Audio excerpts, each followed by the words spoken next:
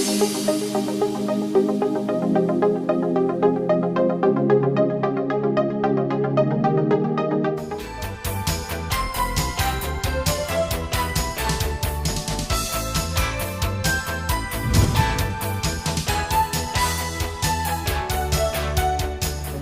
ladies and gentlemen, and welcome to SLASSCOM HR Summit 2013, the Search for Talent. My name is Tiron and I will be your from here this morning. As it is the tradition, can I please request everyone to stand up for the national anthem?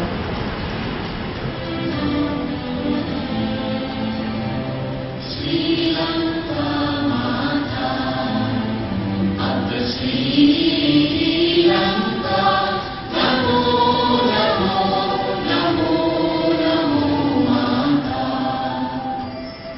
Sundara Sri Padini, Suvendi Ati Sumamana Lanka. Rani Valandita Malvala Durvi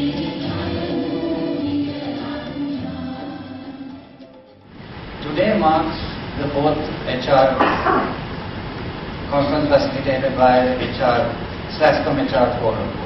This year's summit will focus on challenges faced by the present HR teams in Sri Lanka to grow human capital to meet the ever-demanding, ever-expanding needs of their organizations, and how to attract, develop, and retain talent through the transformation of HR performance, leadership, learning, compensation, and succession structure. To start off, I would like to take some time and thank the sponsors of today's summit. Our platinum sponsor, HSBC Global Service Delivery, our English assessment partner, British Council Practice, our official technology partner, Virtusa, our corporate communication services partner, Dialog, our online media partner, Digit, our print media partners, Daily News and Sunday Observer, our event partners, Citrus Events, and of course our information desk sponsors, Zenith Software International and Zibian Private Limited. Sponsored by our online media partner Digit for the first time, the SLASSCOM HR Summit also will have a live Twitter feed.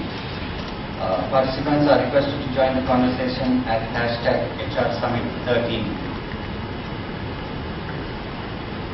To start things off, I'd like to welcome an individual on stage who plays an advisory role in many government forums and represents the IT industry on the boards of several leading universities. He's also the co-founder and vice president of SLASSCOM. Can you please welcome Mr. Madhu Ratnayakar, chairman of SLASSCOM, senior vice president and general manager of Virtusa, to deliver the welcome address. Thank you. Good morning. I'm delighted to be here to welcome you all for the fourth consecutive HR Summit, SLASSCOM HR Summit. I think when we set out SLASSCOM about 5 years ago, we set out on a vision to become the #1 industry in this country with the audacious goal to get to a $5 billion revenue in 2022. That means we have to get to about 200,000 people in employment in our industry in the next 9 to 10 years, which I think underpins largely on our ability to manage and lead those people. That's why from day one, HR played a major role in our strategy, and Becca and the team from HR Forum and the corporate office has been very focused around our activities around driving HR practices in the industry. I think if you look at what's going on today, it's probably there's never been probably a more exciting time to be in HR, especially HR in our industry. I'll tell you why. We are at the cusp of a major demographic change. By 2025, over 60 to 70% of workforce in all major geographies will be millennials or Gen Ys. As we all are very familiar with, they are born digital natives. They have very different aspirations, very different expectations from a workforce compared to the previous generations. But if you take the IT BPO industry, we probably are already have a workforce over 50% of millennials anyway, right? So in the sense, we are probably 10 years ahead of that demographic shift which is going to go around, which is the whole world is getting ready for. So that's why it's very exciting to be in a forum like this, that we want to really bring that thought leadership, the ideas that emanates from some of the leading companies, some of the speakers here from the academia that we are trying to bring in together to be able to help that transition and to be able to make sure that we as an industry lead that very exciting journey that all of us are ahead of today. So I'm very excited to be part of the event today, and hope that most of the deliberations we have during the course of the day will help us to understand better about the challenges that we have today and some of the expectations of this growing workforce, and how we attract, retain and develop the talent of the future for our industry. So I wish you all the best, and I hope a great conversation and deliberation throughout the day. Thank you. Chief Executive of ACCA and a prominent figure in the global profession. She has considerable experience and knowledge of ACCA's markets worldwide. Has worked closely with IFAC, International Federation of Accountants, and in an advisory capacity, and delivered a transformation program to make ACCA fit for the future by delivering best-in-class global customer service with online delivery at its heart. She has held the past post of Chief Executive of ACCA since September 2008 and was awarded an OBE in June 2011 for services to accountancy, and is a member of the Governance Committee of the International Integrated Reporting Committee, which works to ensure that integrated reporting is embedded in the organization's DNA. A politics graduate from Exeter University, where she was president of the Students' Union. She was the director of international affairs at SEMA prior to joining ACCA in 1996. Ladies and gentlemen, please welcome our keynote speaker, Ellen Brand, Global CEO of ACCA. Ladies and gentlemen, it's my great pleasure to be here today and to this morning to share with you ACCA's thinking about talent management. Of course, as Chief Executive of a large global organisation myself, I have a deep interest in attracting, developing and retaining the best talent available. And I speak to many employers around the world about this issue. It raises many interesting debates and questions, such as just how do we attract, develop and retain finance talent we need for the 21st century. Before I start to deal with that question, let me set the scene, and I think this slide does it quite well. The global financial crisis and economic uncertainty in some markets have... Something happening here, sorry.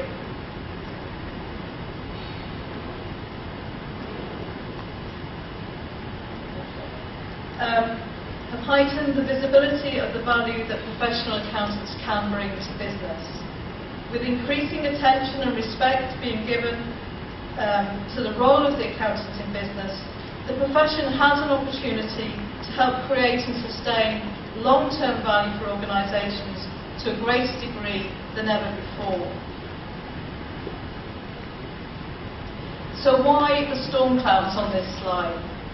According to a recent research survey from ACCA and the US-based IMA, the Institute of Management Accountants, called Drivers for Change, finance professionals and CEOs see many risks on the horizon.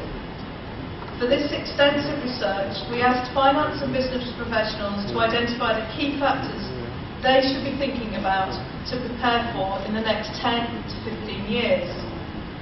Survey participants from the UK, US, Asia Pacific, Middle East and Europe, and from a range of businesses from different sectors, said the risks that loom large were the death of paper money, fuel costs and cybercrime, an issue that concerned the US respondents the most.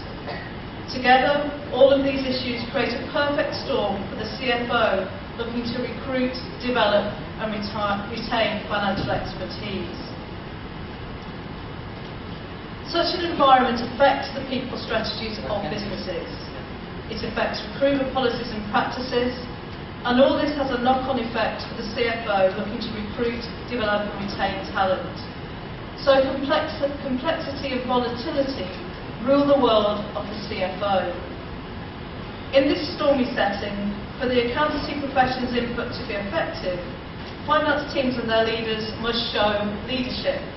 They must demonstrate strategic wisdom, and they must also champion change. They will be dealing with changing work practices, changing work environments and changing workforces. If finance teams want to take charge, finance and business leaders need to get the foundations of their businesses right. And of course, one of the most important foundations of any business is people.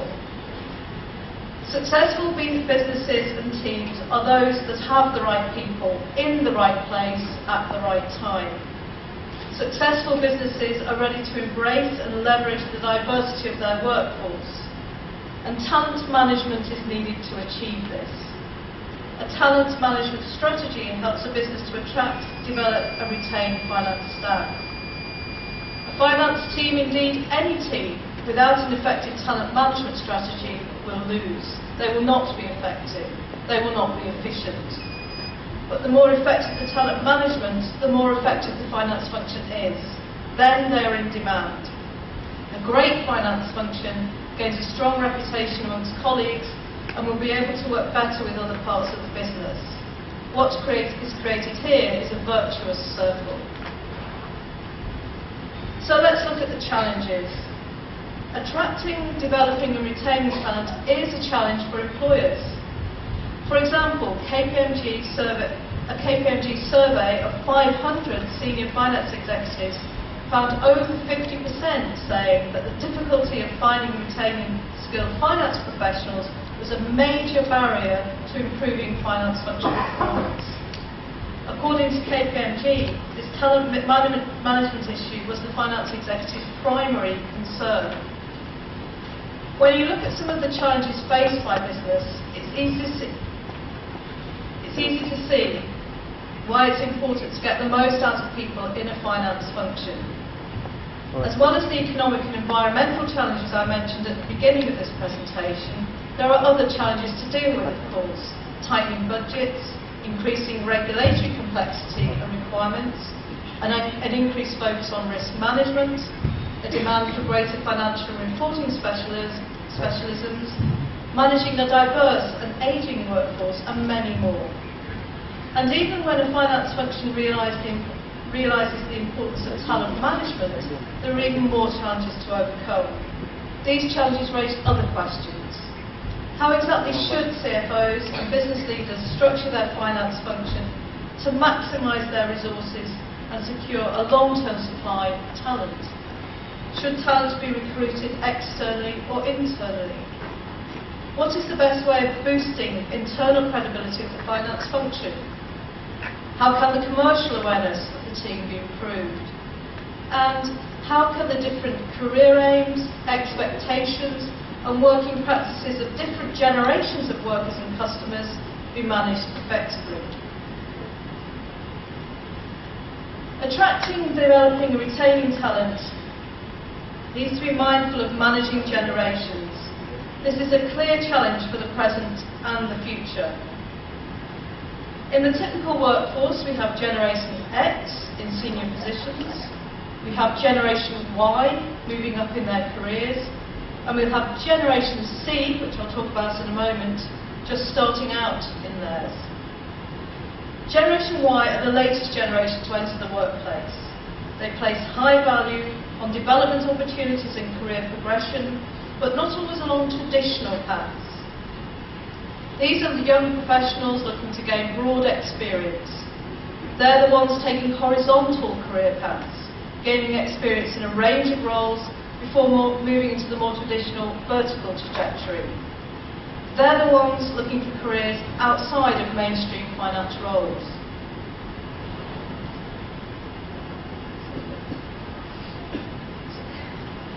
And behind them, we have Generation C, Generation Connected. This generation hasn't entered the workplace yet, but they will do soon. They're highly connected digital natives. Sorry, this hasn't minded its own. On the grid, 24/7, hungry for information, comfortable with a virtual existence, and automatically working in social networks. Technology is a natural part of their life. Managing the aspirations of younger generations will be one of the biggest challenges for organisations in the years ahead. But equally, managing the generations above them will also be a big challenge too. How do you support these generations in a world where finance careers are becoming less and less uniform and more virtual and global? The answers to some, but not all of these questions are going to be specific to individual organisations, even tailored to specific individuals. What's important to remember is that talent management is more than just implementing a new organisational model. Culturally changing the way that people do their job and changing the way that finance interacts with the organisation takes a much more structured and coherent plan of action. So a first step, and one which I hope will not be as confusing as this house of mirrors, is for organisations to ask the question, what does talent look like? Hopefully there will be a clear definition, a clear reflection of what the organisation and the team needs. The skills and behaviours needed in specific roles deliver the organisation's strategy at any stage in the business cycle and need to be clear. Each organisation will have its own definition of talent, but it needs to be defined around the creation of a set of competency frameworks. Finding the right talent in the first place is one of the most important steps an organisation or finance team can take to make a business grow. And I, of course, believe passionately that training and development is clearly linked to talent management. Talent management is about developing skills and knowledge. It is about understanding competencies. ACCA's competency framework was launched early in the summer of this year. This online tool helps employers, would-be students, learning providers and our own members to understand how the competencies of the ACCA qualified accountant can help grow a business. This is an interactive checklist of competencies, skills and abilities which business leaders require from its aspiring finance professionals. There are 10 key competencies that we have identified that finance professionals must have if they're to succeed in business and their career. Now, these are the 10 competencies, and we believe that all of them make up the complete finance professional. I won't go through them all, but I will highlight a few. Leadership and management. This is about managing resources and leading organisations effectively and, very importantly, ethically. Understanding stakeholder needs and priorities. Sustainable management accounting. This looks at assessing, evaluating and implementing management accounting and performance management systems for planning, measuring, controlling and monitoring business performance to ensure sustainable value creation. Governance, risk and control, which is ensuring effective and appropriate governance, evaluating, monitoring and implementing appropriate risk identification procedures, designing and implementing appropriate and effective internal audit and control systems. And lastly, and very centrally to all that we do, professionalism and ethics. Understanding and behaving in accordance with fundamental principles of ethical behaviour and personal ethics, and ensuring the implementation of appropriate corporate ethical frameworks. ACCA very firmly believes that these and the other 6 make up the complete finance professional competencies. Organisations need to think about the talent that they already have and the talent that they need. Organisations need to have a talent pipeline. They need the right people in the roles at the top and the right people waiting to take over from them when the time is right.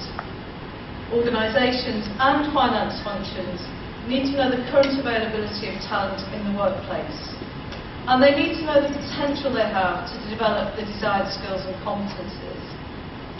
It may be necessary, for example, to bring in experienced people from outside the business to fill senior roles as a short-term solution, while identifying junior hires for specific roles later in their careers.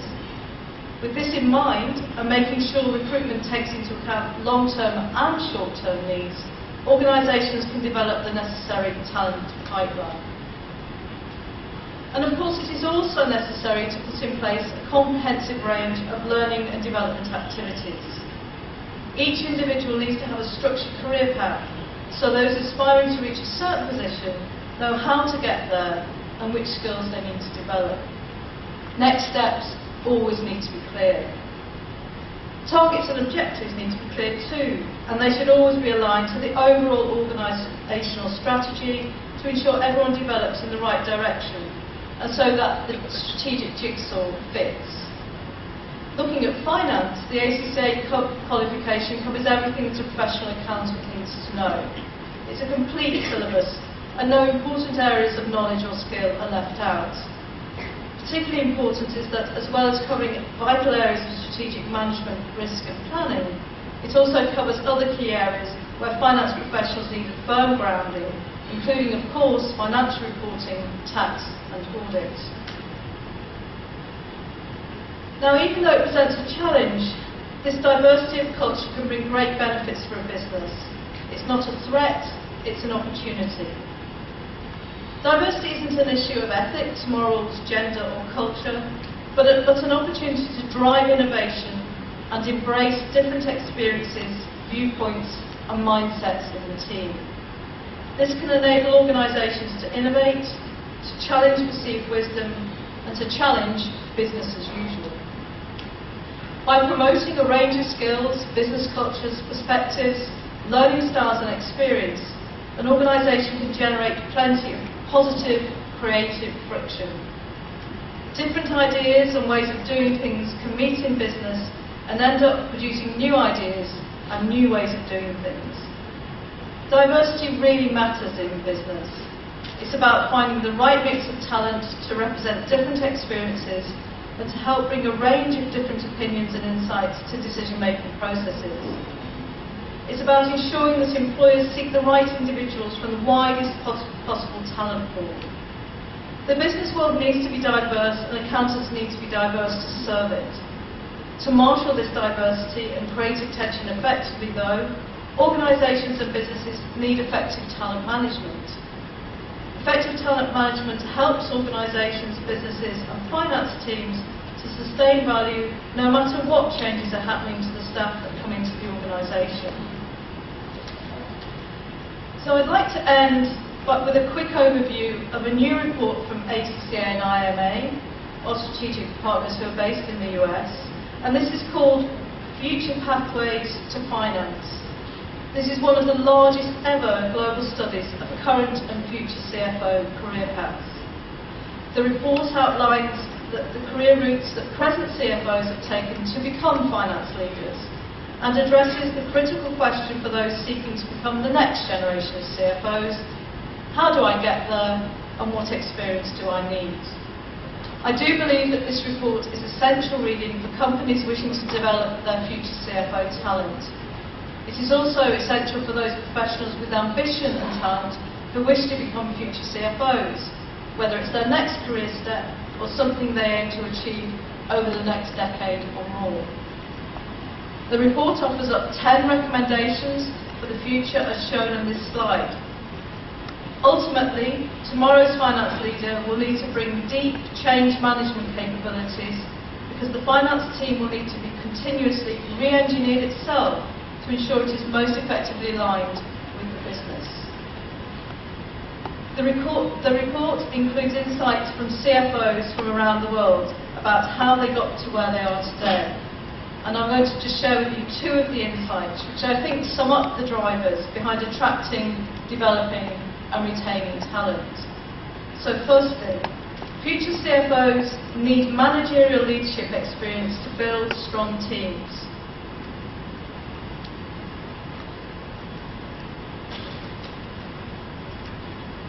And secondly, I believe very deeply that future CFOs must understand the importance of their team Your team, as a leader, is the most important thing you have.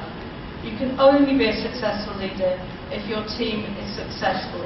And that's from Robert Mello, CFO, Greater China General Electric. What is clear from this report is that those at the top see it as their role to create a great team. They see success as something they drive and they influence. But if they get the basics right, if they get the right people in the right places, and they have a robust program for managing all of that, then they're going to be in a good position to drive changes in strategy and to champion change. They're on the right path. Get the basics right, and an organisation has less chance of getting the rest wrong. Thank you, and good luck with the rest of your conference today. Thank you very much. Thank you, Ms. Tran. While I request you to remain on stage, can I please call upon Mr. Madhurab Nayak, Chairman SLASSCOM, and Nusha Ranasinghe, Country Director, ACCA, and also Imran Furkan, Director SLASSCOM, to launch the release of the 2013 Finance and Accounting Outsourcing Sector of Sri Lanka by handing over the first copy to Ms. Brand and Ms. Ranasinghe.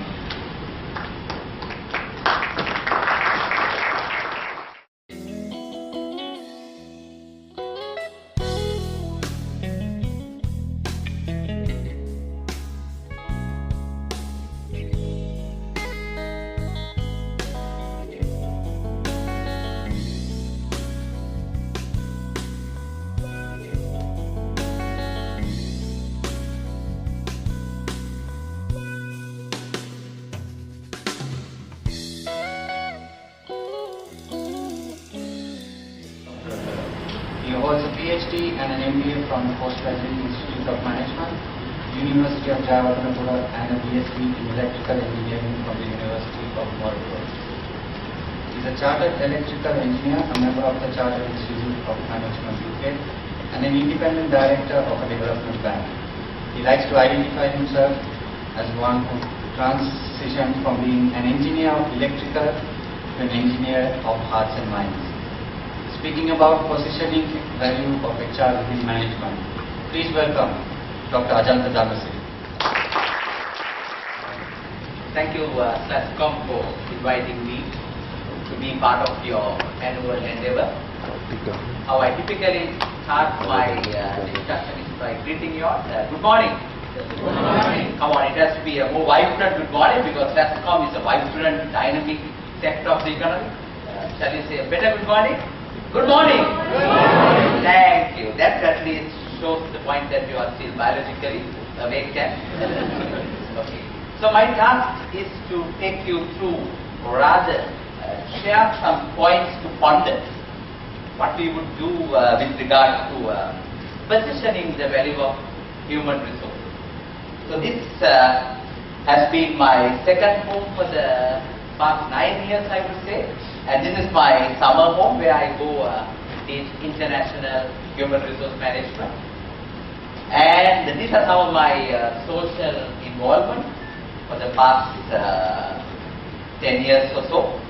And this is the 12th destination I added to my training map, that is Brunei. And it had a peculiar training agenda. They had 2 hours of lunch break first time. So in fact that was done with a purpose because they drove to their kids' schools, they picked their kids, went home, had lunch and came back. Work-family balance was very well taken care of. So what I'm going to do during the next 20 minutes is to pose some questions and try to answer or try to give some insights and thoughts about these pertinent questions that bother me, and I hope that some of you all also would be having these questions which are raised in many conferences and discussions. So I would say the road ahead, the 3 questions to ponder. Question number 1, is HR function adding value to the organization? The value addition of HR had been a fundamental question in focus. There were so many researchers who wrote about it, and so many critics who were highlighting of it. Is HR adding value to the business organization? That's the fundamental question we need to address. And when you talk about adding value of HR, you can't forget the people involved, the HR profession. So let me raise the second question. Are HR professionals taken seriously? It was Professor Udita Liyanage who raised this question at the beginning of the National HR Conference few months ago. And based on his dipstick study of few multinationals in Sri Lanka, he raised the question, are HR professionals taken seriously? So, in order to address the first two questions, I would suggest let's talk about the third question, what should HR professionals do? I would say that's a good starting point for us to have a good, what I would say, soul searching. So let me invite the HR professionals in this room to have a soul searching and to redefine what we are supposed to deliver in order to ensure that we create value. And the topic given to me is all about positioning. And it takes us way back to 1969 when Jack Trout talked about positioning for the first time in the world. He says positioning is all about creating an impact in the mind of your customer. He says it's a battle of the mind. He wrote this seminal book, Battle of the Mind. So if you draw a parallel from that to human resources, what is the battle of the mind? I would say every HR professional in Sri Lanka, they have this daunting challenge in front of them. I would say twin challenges: how to manage perceptions and how to ensure their performance. So, perception management and performance management. I would see, based on my experience in HR, the more critical one is the perception management. And in many seminars, many fora, this has been highlighted, where the perception on HR by the other professions versus how HR perceives HR, there's a big gap.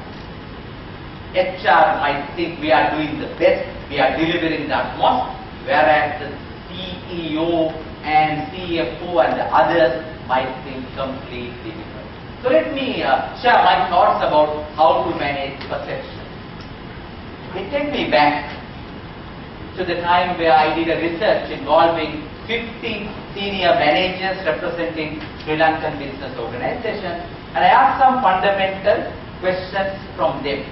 And I relate those questions to their respective HR professions. Say, for example, the head of finance and the corresponding head of HR. So the senior professionals or senior managers were talking about their respective HR professional, and the HR professional himself or herself was talking about how he or she looks at how he or she is adding value. So it gave some interesting scenario about their strategic orientation. How I will simply explain what strategic orientation is, as we all aware, is all about looking at the long-term horizon, thinking and acting in the long run for the benefit of the organization he or she is working for. In other words, having the game plan properly identified and aligning and integrating with the broad organizational strategy. The link is there, the integration is there, and vibrant involvement is there. That's what I call strategic orientation of human resource professionals. So I got twin responses. How other managers perceive their HR counterparts' strategic orientation. There is one dimension, and the other one is how HR professionals look at their own strategic orientation. So this is the findings that I got. Let me put it in a matrix form.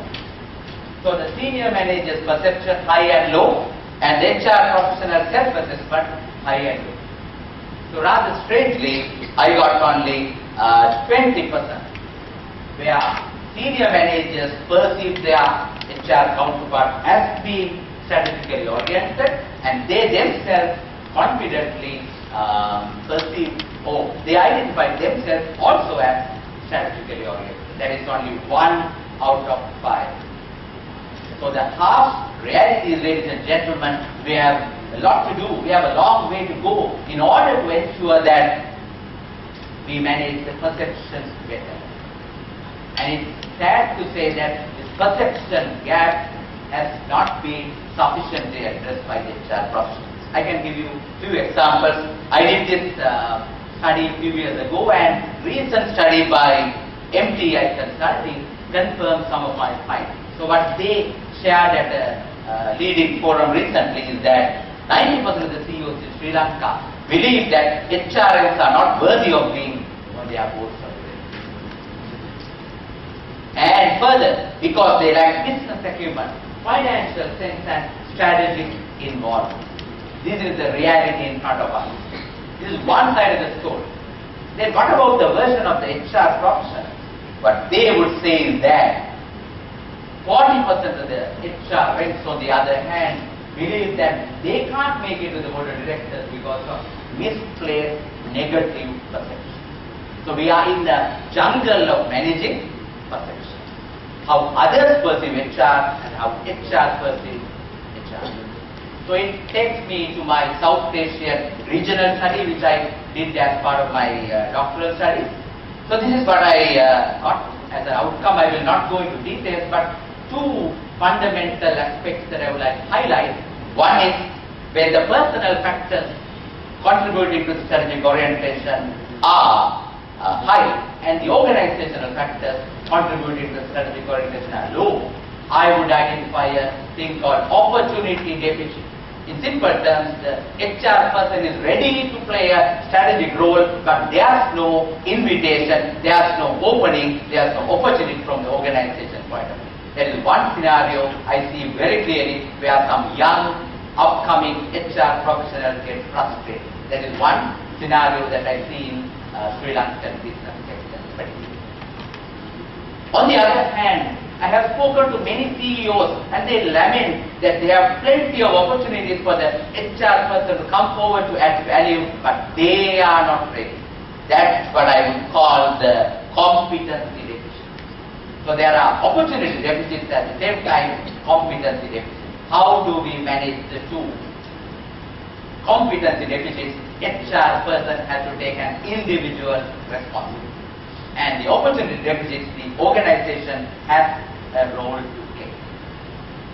Both have to be addressed parallelly together in order to have a holistic solution. That's what I would look at. HR professionals should not be only at the top, they should be at the top as well. That's how we would look at it. And this is what Ulrich shared in his book Outside In. He had gone to the extent of evolving from different models, but I would primarily focus on the credible activity, the central role that any HR professional has to play. The credible activist role involves critical focus on committed results. It's not just paying lip service, it's not just talking about people, it's delivering results. Actions bring results. Having proper thinking should lead to clever action. So I would say you need to be a credible activist, otherwise you can't justify your existence to the others of your organization. This has been spoken a lot, but we need to act promptly, we need to act proactively, we need to demonstrate our performance. That's the sad part that I don't see when I go to organizations, to do consulting and to observe things.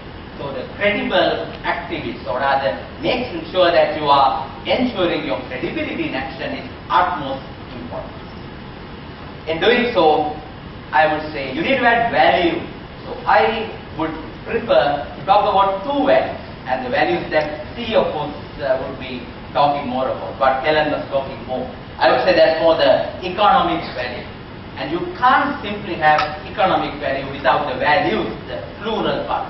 So I would argue It's a case of producing value by practicing values.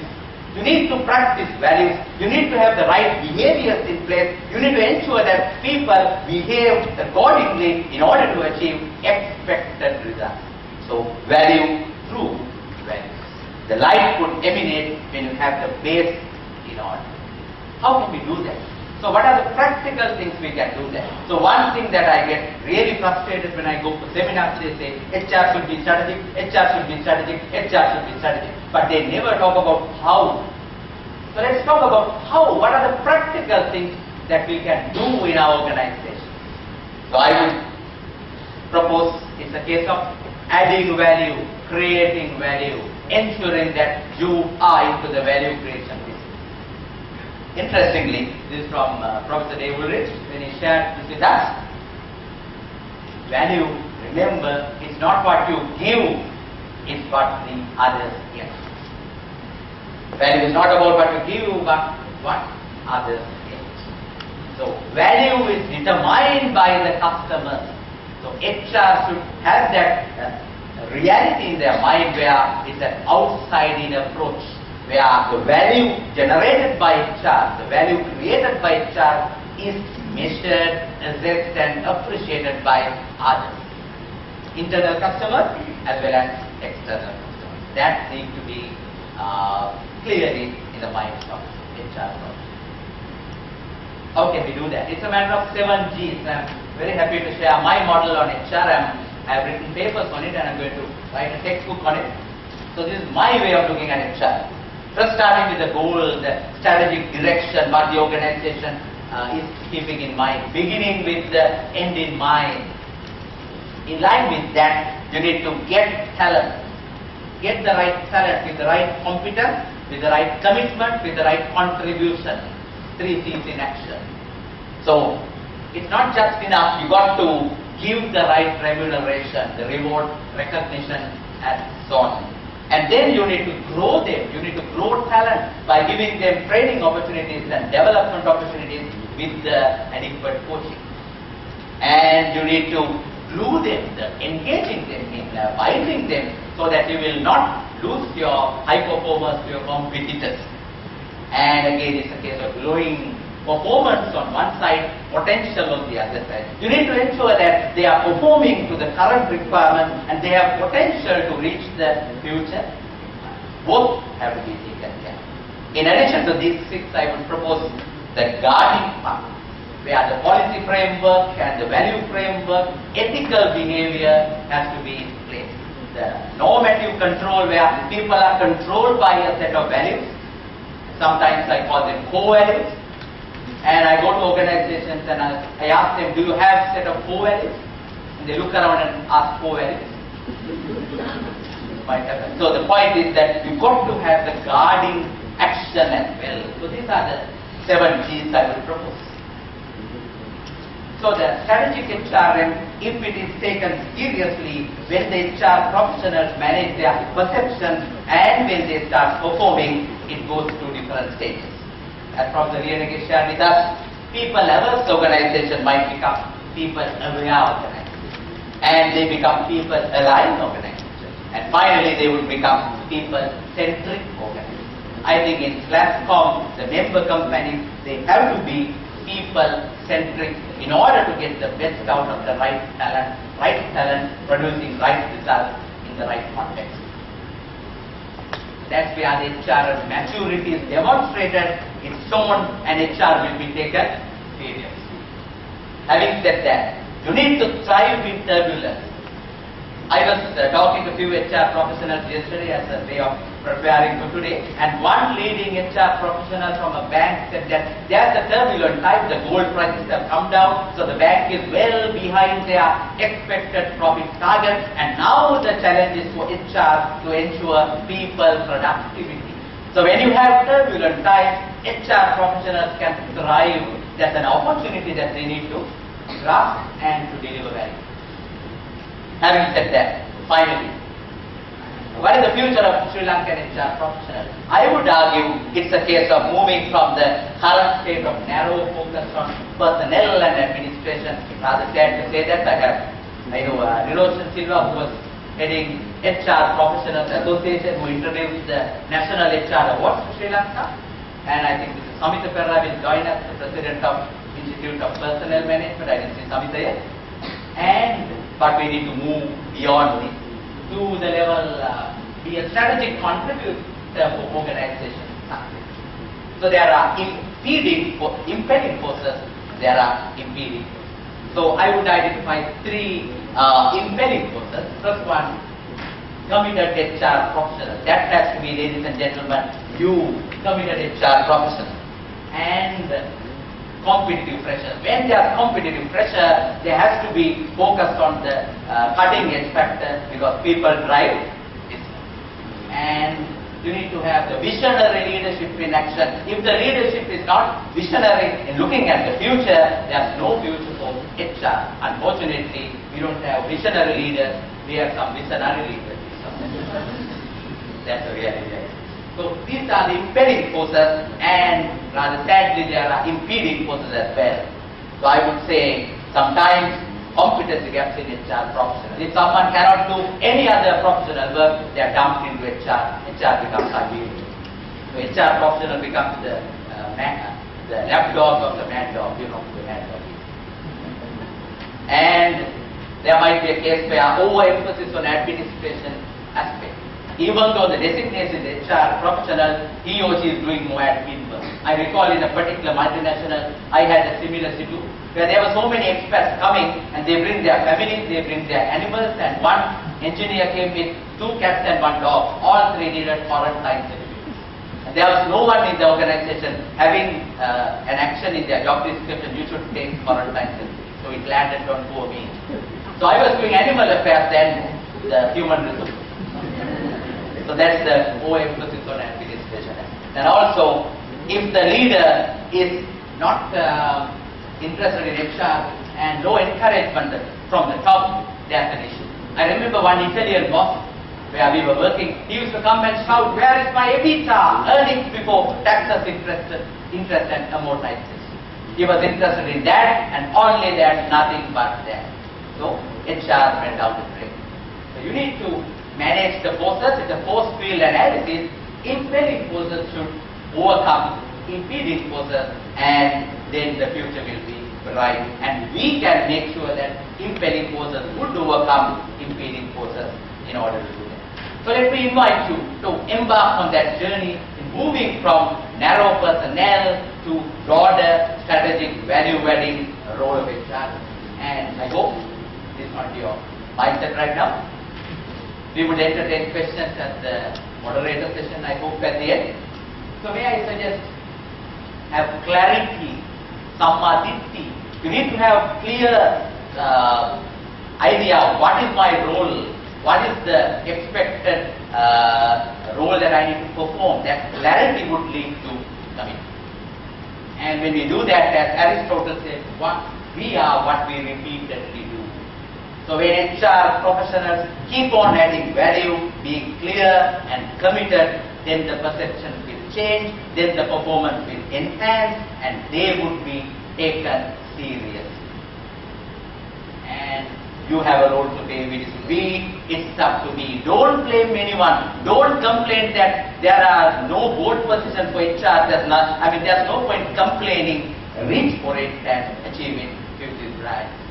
So well done is better than well said. I would invite all of you all to move from good to great. And my book, I co-edited with Professor Sudarshan Ranasinghe, would give you more details about the South Asian reality, HR challenge. And I would invite you to read and give your valuable comments.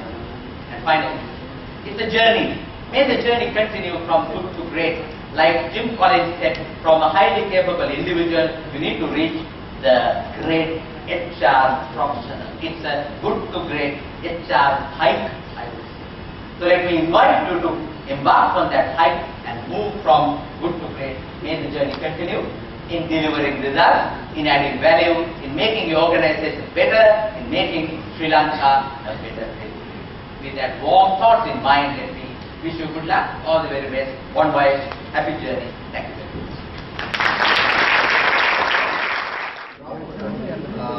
This is for a voucher worth 15,000 rupees from Asian Hospitals for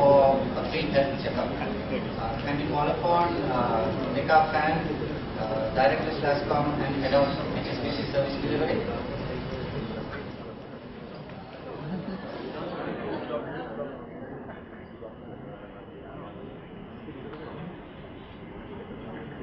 The lucky winner, Tilina Teheregadas.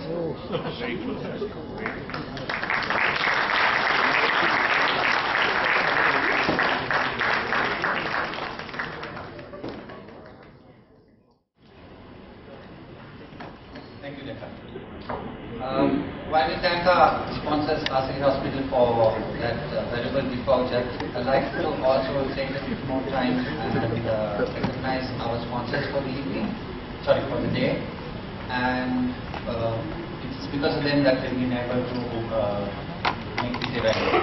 So we start off with our platinum sponsor, HSBC Global Service Delivery, our English assessment partner, British Council Aptest, our official technology partner, Virtusa, our corporate communication services partner, Dialog, our online media partner, Digit, our print media partners, Daily News and Sunday Observer, our event partner, Citrus Events, and our information desk sponsors, Zenith Software International and Zillion Private Limited.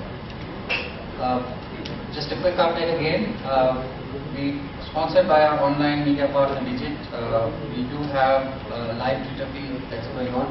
Participants are requested to join the conversation at #HR Summit 13.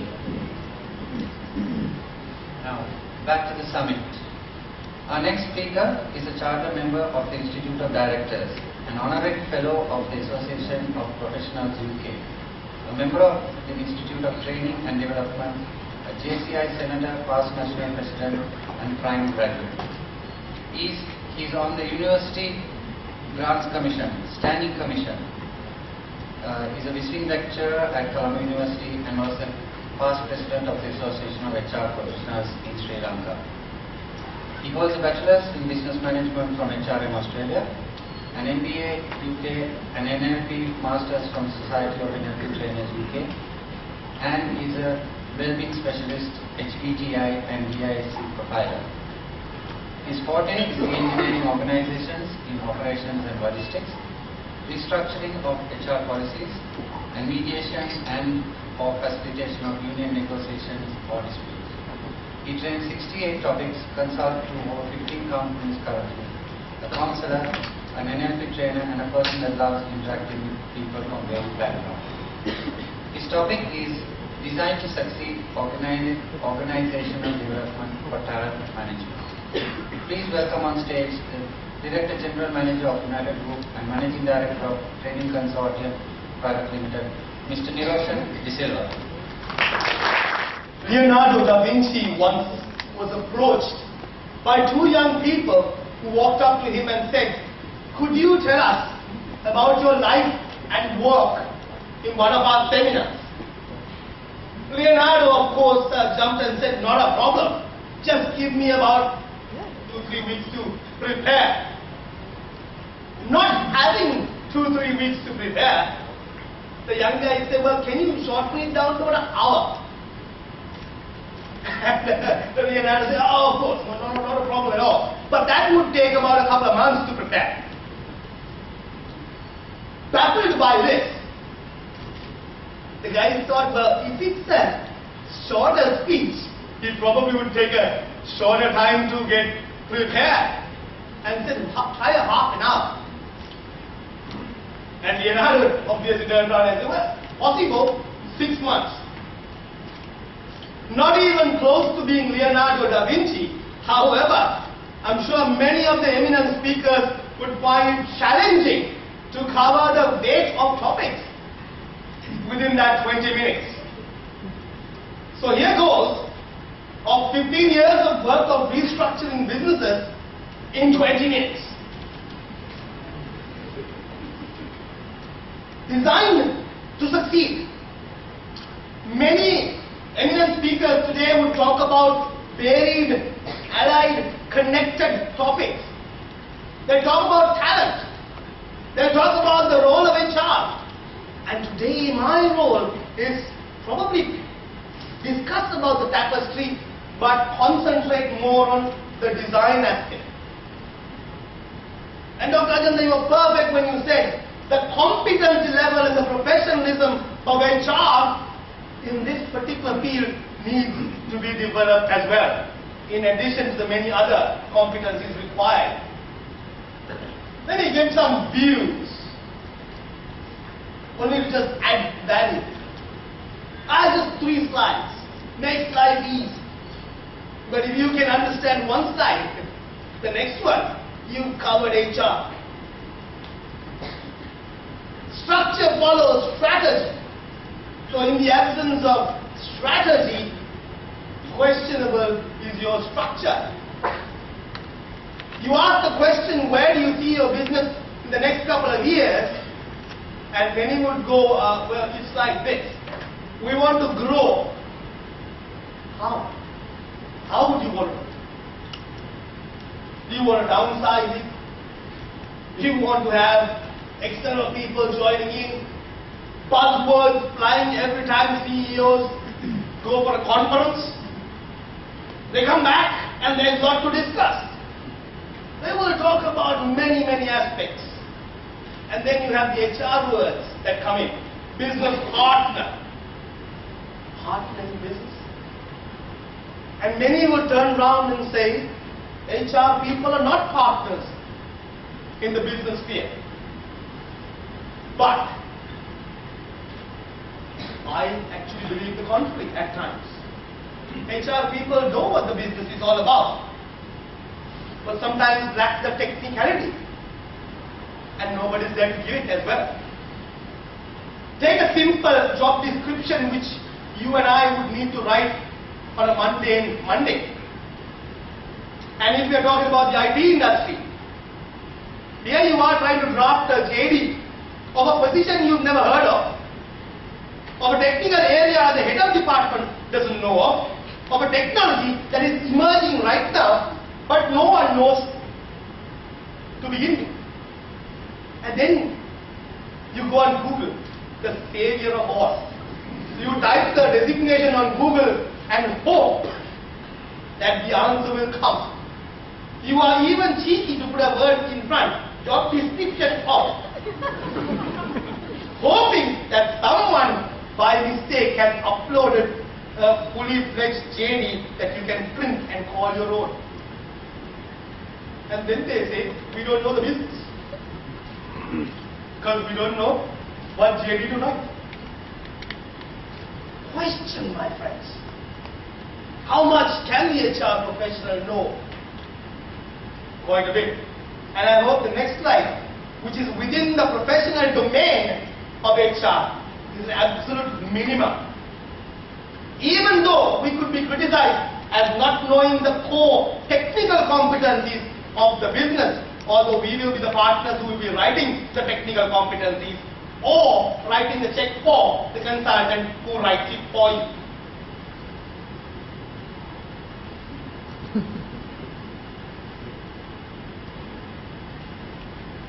But we need to still know the domain of HR in that competency. So strategy is most important. Everybody talks about turbulent times, difficult times. So in these turbulent times, people do not know where the businesses are going. You talk about risk management.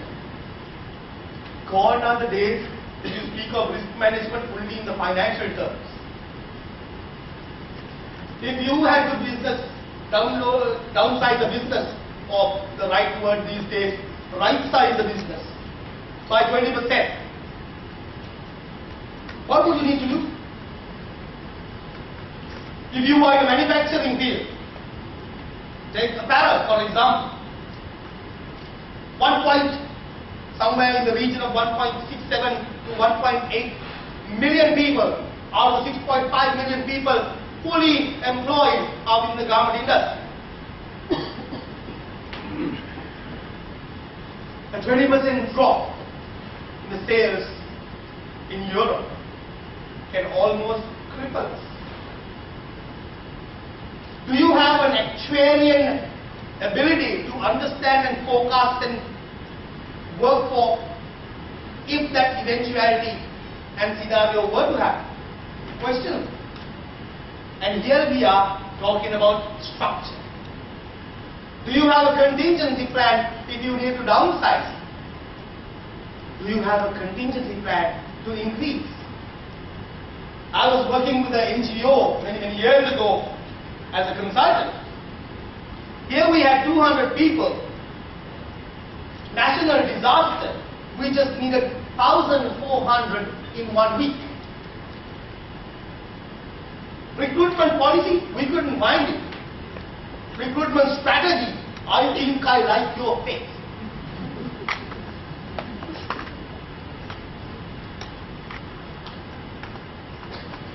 Then again, we talk about innovation. We're all in the business of innovation. And within this domain, we talk about fluid structures versus static structures. We talk about production services being developed and taught globally. Within the realm of free share knowledge, we talk about people bringing in their talent. It doesn't matter where it comes from. Using that knowledge to create. Of course, in all of this, there is a localized version of the middle path. As they say, Madhyama Pratipada. I say that is more religious than organizational structure, but nevertheless.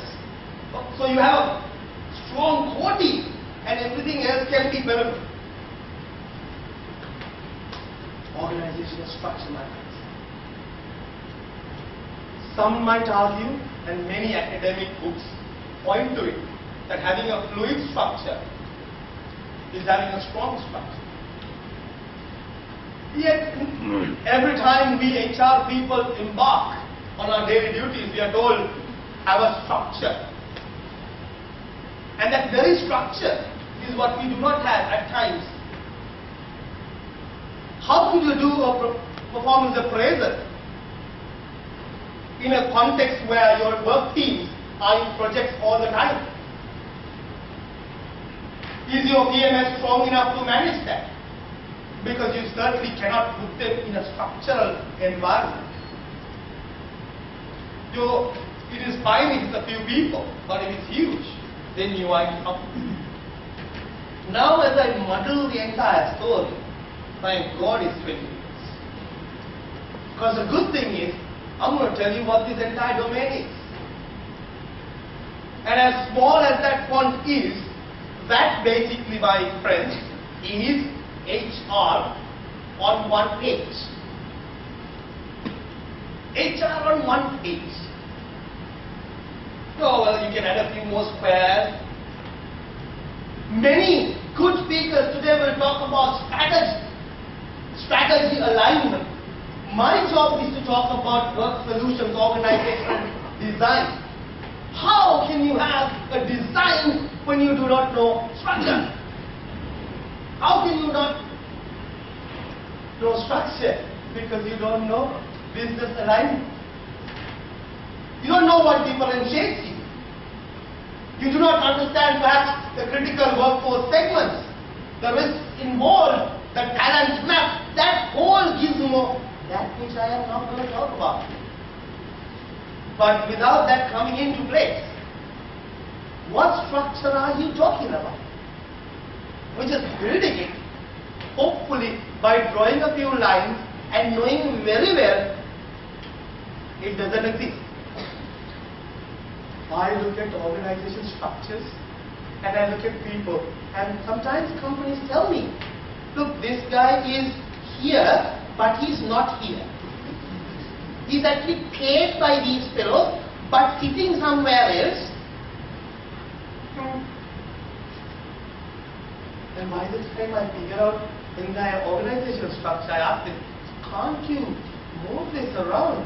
And they tell me, what's the point? Because it will change the key. But ever so often, just to make sure that we're doing our work properly, we embark on structural changes. So probably I'll take you through a few important factors. Here we are talking about organizational design, and that's not necessarily just the org chart. If you understand what to do, and I will go back and forth between the two slides I have presented to you. Number one, where do you see the business in the long term? If you do not ask that question, you do not have a structure. You do not even try to make a structure. Next one, map the organization chart to suit that require. Just map it. Don't look at your one, just map it. It's as simple as taking a piece of paper, just map the ideal organization you see in a couple of years. And for certain organizations, this could be shorter than a couple of years. And for certain companies, probably it could be longer. Map it. Don't worry about the current structure. Just map it.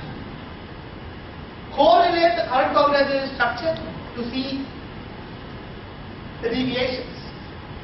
Now this is the moment that you start to see certain ideal jobs that you would like to have are non-existent in terms of competency. This is the moment you begin to start figuring out, hey, wait a minute, this means these particular jobs we are talking about require a certain technical competence. I want to tell you something about technical competences. If you go on Google and type competency, 90% of that which they talk about are behavioral leadership. They're not technical competence. What is a technical competency? And I put heavy weightage on the next couple of sentences.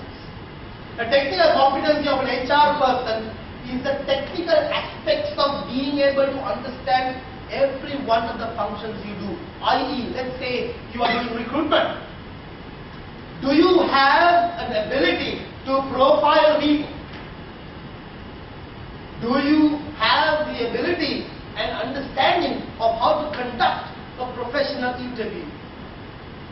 If their eyes move left or right, do you know exactly what that means?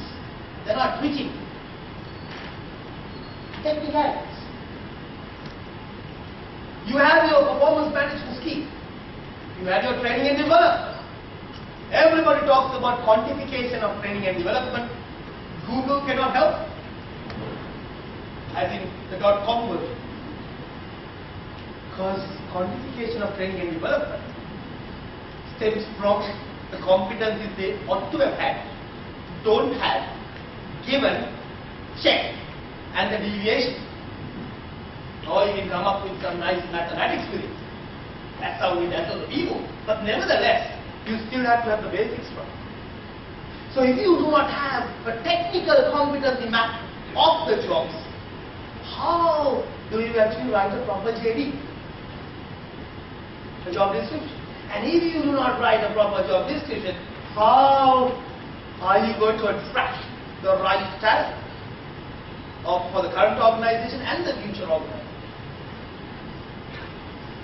How do you look at training and development? So we have an leadership program this year. Why? No, it's nice to have. I applaud such endeavors because it keeps my calendar good. So don't tell anyone that I told you to map it. But I am telling you, you have no idea. You have no idea. Sometimes we just do it anyway. People are unhappy, let's do a stress management. Getting off from their workstation and coming for a 2-day stress management program is by itself stressful. Because by 4 o'clock they tell me, Mrs. Hira, would you mind, we had to get back to office and check 250 mail. And thinking of it, I'm having those shivers that you were talking about within the program. So I tell them, have tea and go. But come tomorrow. This is easier said than done. This conference must bring in thought-provoking moments, and that's a small part of what I'm trying to talk about. Is to push you to think that perhaps our job design arena needs to be looked at. And it's not easy. Because apparently, we don't know the business. So if we don't know the business, geez, who does? Who does? Social networking, X generation, Y generation, which I'm not going to touch. Many eminent speakers will talk about that. Having a major impact. Here I was at a bank doing a training program, an induction for a new batch of people. 200 young guys were selected out of 5,000 people. And we asked the question, are you delighted to do this, to join this bank? And they said, yeah! And then the second question comes, which I should not have asked. How many of you want to be career anchors? And 3 people put their hand up.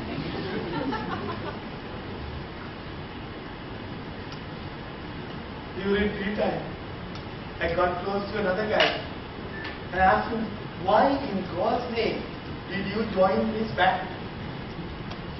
If you don't want to become a bank? He says, well, it's like this. I've actually done a bachelor's in management. While doing it, I've done a bit of SEMA. And then we done a bit of charter, piece of charter. And then I've done SIM. And now I'm thinking of law. Meanwhile, I've already got an MBA also. Now the question is, what does he want to become? He does not know. Question is, where will you fit here? And if we don't know, so we also don't know, he also doesn't know. May. Welcome to the future. It's not all that negative. But I want you to think about it. Global sourcing. How many of you are worried about learning Chinese? Most of us are worried, HR people, we are worried about learning English. Before long, that won't be a big problem. I'm not talking global, I'm talking Colombo. Who's worried about global these days? I'm just worried about Colombo. If you do not know Chinese, and we have more Chinese restaurants than in China, no, I'm not talking about the restaurant, I'm talking about work life. We are going to be in trouble. So where does this come in? Where have we mapped it? Question. Most of them were good at being custodians of the current. We have nice labels, talent roadmap. So we do know exactly where we are heading.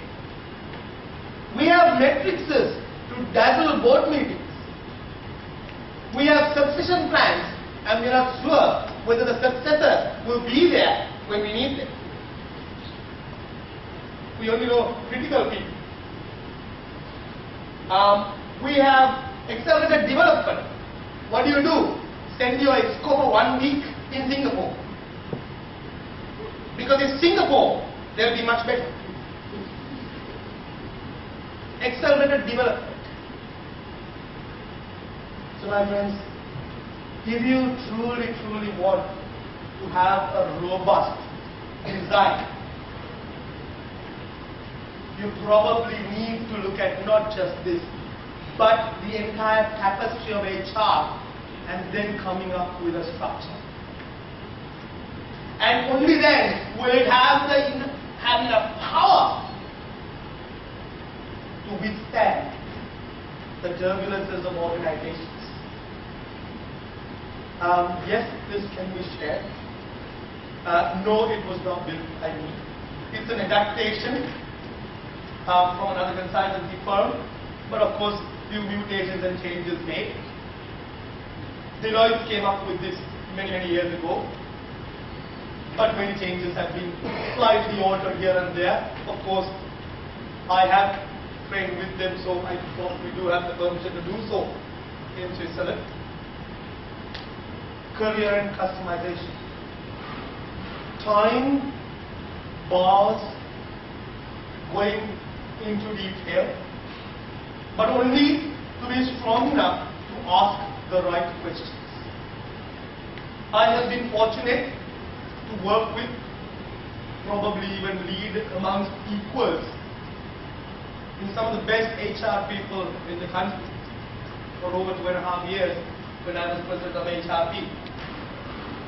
And I have still a lot of faith, because in the last 10 years, we HR people have brought HR to Sri Lanka, put it in universities, made courses out of it, made MBAs, restructured the whole lot, and gotten into the board.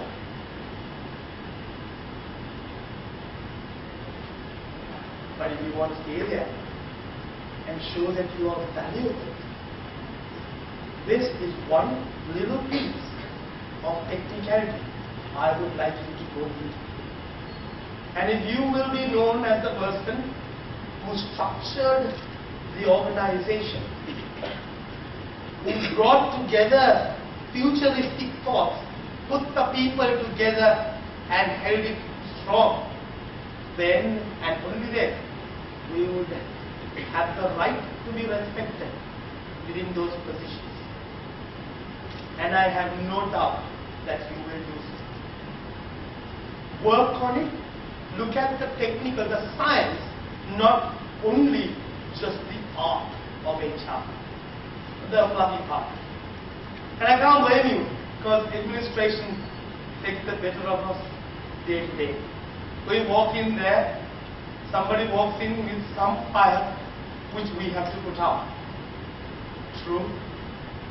But I have faith that you will go into this and you'll be a catalyst in this entire process of understanding and customizing the entire job and the processes in the organization. We will take questions within the panel discussion. However, is there one question that you'd like to ask? No, everybody's going, who's going to ask that one? Is there one question you'd like to ask? Now would be the moment.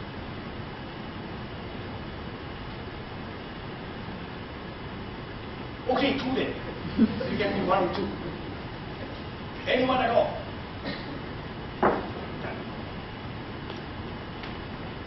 Anyone at all?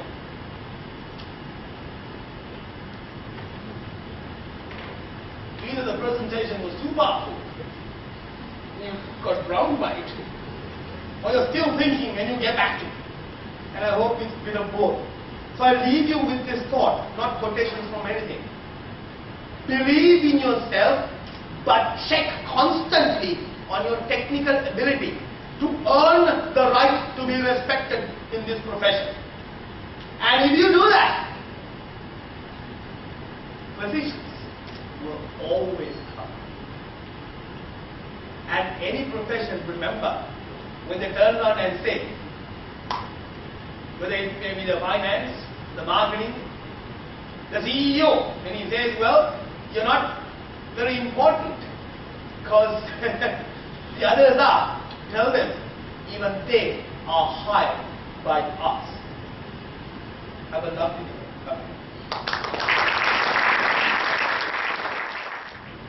I'm sure you will get questions when you're on the panel, Professor.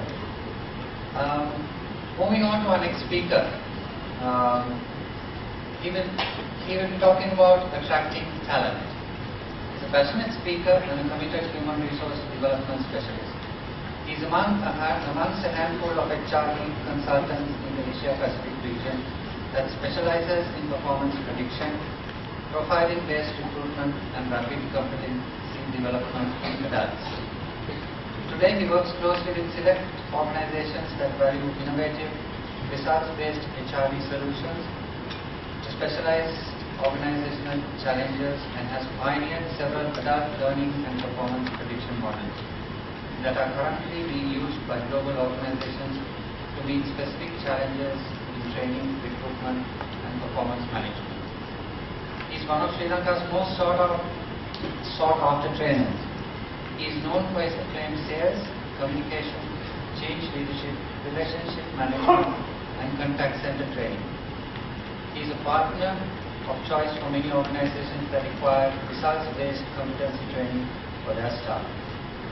He is currently reading for an MSc in HRD and Performance Management from the University of Leicester, UK, and holds an MBA in Business Administration and a Bachelor's degree with a double major in Marketing and Management from Australia. He is a chartered marketeer and holds a professional diploma from the Chartered Institute of Marketing UK. Ladies and gentlemen, please welcome Mr. Dhananjay Hettiarachchi. Good morning, ladies and gentlemen. So you have the distinct honor of listening to two Tobians, one after the other. Unfortunately, my vocabulary is not sharp as the version, so let me give you a heads up on that.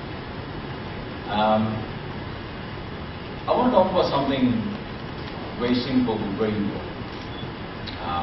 It's about engagement.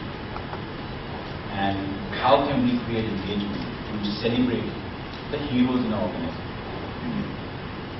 To do this, rather than speak to you for 20 minutes, what I thought was maybe I could present a case, a consulting case that I was involved in the past year. Just to give you a background about this, it's a Bangladeshi company heavily involved in the video sector. And one of the biggest problems they had was they had symptoms of the lack of engagement. Typically, from a formal format, they have only two ways of measuring this. One is the employee satisfaction survey that they carry out each year. And the next is attrition. But then, just like any other company, you see a lot of corridor talk that employees are not happy, they need A, B, C, D, E, F, G. But no one could really say what are the triggers or what are the reasons why they're not happy. So we used to sit around the board and talk. One director would say, look, I think it's the salaries. Some people would say, look, it's the lack of exposure, lack of career scaling, lack of career management. And everybody has a different issue as to why either attrition is high or why the employees in the organizations are dissatisfied. But one problem that I've encountered over and over again is no one really knows the reason or the core reason why employees in the organization are either leaving or showing certain symptoms of disengagement. So what we did was we decided to carry out a small, not rather small, but we modeled a survey where we could map the antecedents and consequences of engagement. So I'll take you through how we did it, what the results showed, and how it could help us develop our HR practice as a fraternity. So the basic premise is that an engaged employee will show you certain consequences. For example, if you're engaged, you'll be happy. If you're engaged, you'll be committed. If you're engaged, you feel like you're achieving your personal vision through your organization. You'll be committed to your organization's goal. So the first thing that we did was we really mapped out this process and we figured out, okay, what is engagement? The engagement word has been thrown around, but what really is engagement? We broke it down into three sections. We said when you say engagement, we are talking about three things. Engagement with the job, engagement with the organization, and engagement with the leadership. So there could be a situation where an employee is engaged with the job, but not engaged with the organization. Loves his job, but hates the company. There could be another situation where the employee loves the company, but hates the job. Or there could be a situation where employees love the company and the job, but hate the leadership. So either way you want to take it, all three possibilities are there. So we said, okay, this is engagement for this company. And then we looked at, okay, how do we measure the consequences? So we sat around and we looked at several consequences that the organization wanted to measure. So they want to see whether they were happy, are our employees motivated, are our employees committed, did they have a sense of purpose, is their personal vision aligned to the company's vision, are they aligned to the business, are they enthusiastic, and do they feel free to express themselves. So this is what we wanted to measure, and how we were going to do this was we were going to look at these three areas of job engagement, leadership, and organizational engagement. So we broke this down even a step further. We looked at what really creates job engagement. But two variables that we want to focus on. We said people would love their job depending on the type of work they do and whether they are empowered to do their work. Leadership engagement. How would the person can engage with the leadership? And we said, look, if I feel my bosses really care about my well-being, honestly, whether I have a chance to interact with the management, and the charisma of the immediate reporting manager and the leaders. So if we have these three things, we said, okay, look, you guys will be engaged with the leadership. And finally, organization. Can I scale in this organization? Am I recognized? Is my career being managed properly? And am I being assessed fair? So what we took these 9 areas, and we said these are the drivers that will drive these 3 types of engagement. So what we did was, we had the consequences on one side, we had the drivers on, or the antecedents of engagement on one side. And what we did was, we just simply carried out a forced choice question for each of the 15 questions that we answered. But the beauty of the survey was, as the respondents were answering questions pertaining to the symptoms of engagement, for example, are you happy working? 4 questions. They were also answering the questions pertaining to the antecedents. The results were quite fascinating. So, the preliminary analysis showed, okay, yeah, we took the first 2 responses of each consequence. For example, are you happy? We got 4 answers. We took the first 2 as good. If someone answers the first 2 answers of each question, this means this person is engaged. So, for example, if you take happiness, for example, say 52.8% said they were very happy, 8% said they said delighted. So we took those 2 and said, okay, people who gave me these 2 answers were really engaged with the organization in terms of happiness. So what we took was, we took all of the guys who were saying they were really happy, really delighted, really motivated, really personally aligned, really they are aligned to the business's goal, freedom to expression, and we looked at what they said about the antecedents. So, and the results were also very interesting. So let's take a look at the first one. I'll take you through each section one by one so that you can get an idea of what people said. So the people who said they were really happy, very happy and delighted, right? Said their jobs were, 76.9% said their jobs were unique, 78% said they were empowered, right? And their career management, 71.71%, and the highest scoring for the driver was the charisma of the immediate reporting manager. So 84.21% of people who said they were really happy also said their reporting manager was amazingly charismatic. For some reason, the well-being of their employees and interaction with top management didn't play a big role in making them happy. So if you look at, you map out all the drivers, we could say the charisma of the immediate reporting manager is number 1 in creating employees. For example, motivation, similar. Many other drivers have quite a similar alignment. Recognition doesn't play a part, assessment doesn't play a part. What plays a part is, once again, charisma of your immediate reporting manager, empowerment and uniqueness with scalability and career management. So people who are motivated, once again, said the number 1 driver was the charisma of their immediate reporting manager. For example, the next question that we asked was, are your employees aligned with the business? Now, once again, you can see what drives what. And we could see that almost 79%, which is the highest percentage, closing on the uniqueness of their job, were the 2 key drivers that drove people to align themselves with their business. So what this really means is, if you have a great manager with you, that person can really help you align your personal vision to your business. Moving on, what about achieving your personal goals through the business? So, for example, almost 175 people who said, yeah, we are personally aligned and the company helps us reach our goals, also said, look, 75% of them said, look, I've got a great reporting manager, and 82.28% said, look, I can really scale in this organization.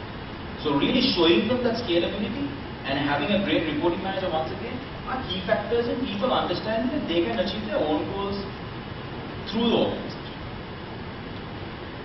Enthusiasm, one of the most important things that we need to have today in our workplace. What drives enthusiasm?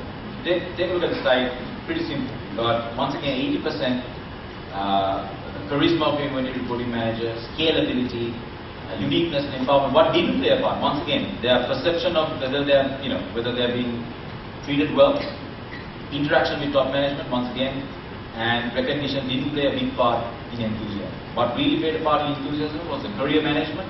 Are they being assessed properly? Charisma of the immediate reporting manager, and drivers pertaining to their job equity. most important, commitment. And that's something that we all look for. Employees need to be committed to the job, the function that they're doing. What drives commitment? Take a look. Again, 85%. Once again, charisma of the immediate reporting manager. Closely followed by several antecedents. But what did play a part? Recognition.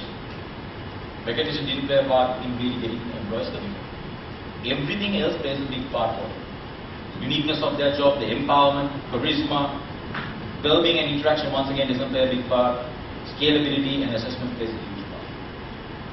So when we look at whether people actually have a sense of purpose in what they do, once again, it's very clearly demonstrated that your job, the design of your job function, whether you're empowered to do your job function properly, gain the charisma of your immediate reporting manager, along with several other factors that you say is, but doesn't play a huge part is again recognition. So when you look at, when we went a little bit deeper in this, I've probably picked up a little bit of the nuggets on this. Employees who consider their work to be aligned to their personal goals say that they see a bigger purpose to the work they're doing. So for example, people who said, 83.42% of people who said their job is unique, said they were personally aligned the organization. 88.9% of people who said they had real great empowerment said they feel a sense of purpose. So now, with this information, the organization has an amazing ability to trigger certain consequences by driving certain antecedents. For example, if I want my staff to get personally aligned to what I'm trying to do, all I have to do is increase the uniqueness of their job. For example, if I want to give them a sense of purpose, all I have to do is increase their empowerment. This allows us, or a HR department in a company, to specifically trigger and develop certain consequences and behaviors by targeting very specific triggers. For example, if you take leadership engagement, 85.54% of people who said their reporting manager was charismatic also said they will be heavily committed to the organization. So very simple. What do you want to do if you want to increase commitment? Once again, build solid middle management leaders. Once we look at the entire gamut of a lot of numbers on the screen, but I want to take a look at the charisma column.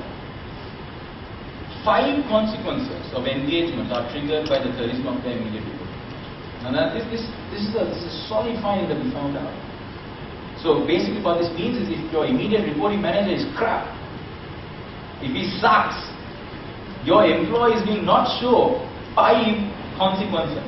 What are the 5? They won't be happy, they won't be motivated, they won't be enthusiastic, they won't be committed, they won't feel free to express themselves. Now this is a problem. Because when we look at the BPO and IT industry, we are looking at heavy standardization. We have cost arbitrage, where we try to reduce the labor cost by increased standardization. So what this means is we've got a large section of undergraduates coming in, maybe at a bottom tier, and we try to increase that. But what we fail to realize is that with increased standardization, we also have stopped, for some reason, making heroes out of companies. Without heroes in companies, you will never see the consequences that you want to see. And through not only this research, but a lot of the work that we do, we find this mistake. We try to reduce cost by getting a lot of people at a graduate or undergraduate level, scale them up to increase standardization, great training, great HRD, but middle level leadership is missing. And without middle level leadership, we will never be able to see that level of engagement and commitment. So it's about striking a balance between standardization and are we really creating heroes. So what do you mean by really creating heroes? So Niroshan said the HR word for this is employee branding. How are we branding the top talent of our organization? Because the more brand of the top talent, the more consequences you will see of engagement. It's very simple. I mean, you don't have to look at a statistic or a research to find this out. If I was to work in an organization, I would really work for, especially in Sri Lanka, my boss. We are all happy and we are all driven depending on the caliber and charisma of the person that we are. And the pertinent question here is, what are we doing in terms of really branding this place? How are we telling the stories of our really top talent? How are we positioning? Do we have a hall of fame, a wall of fame? What do we have? Do we have storytelling sessions? Do we have, a award ceremony? What is the mechanism that we have to really promote the big talent that we have? And how can we position them as heroes in order to create the engagement that we need?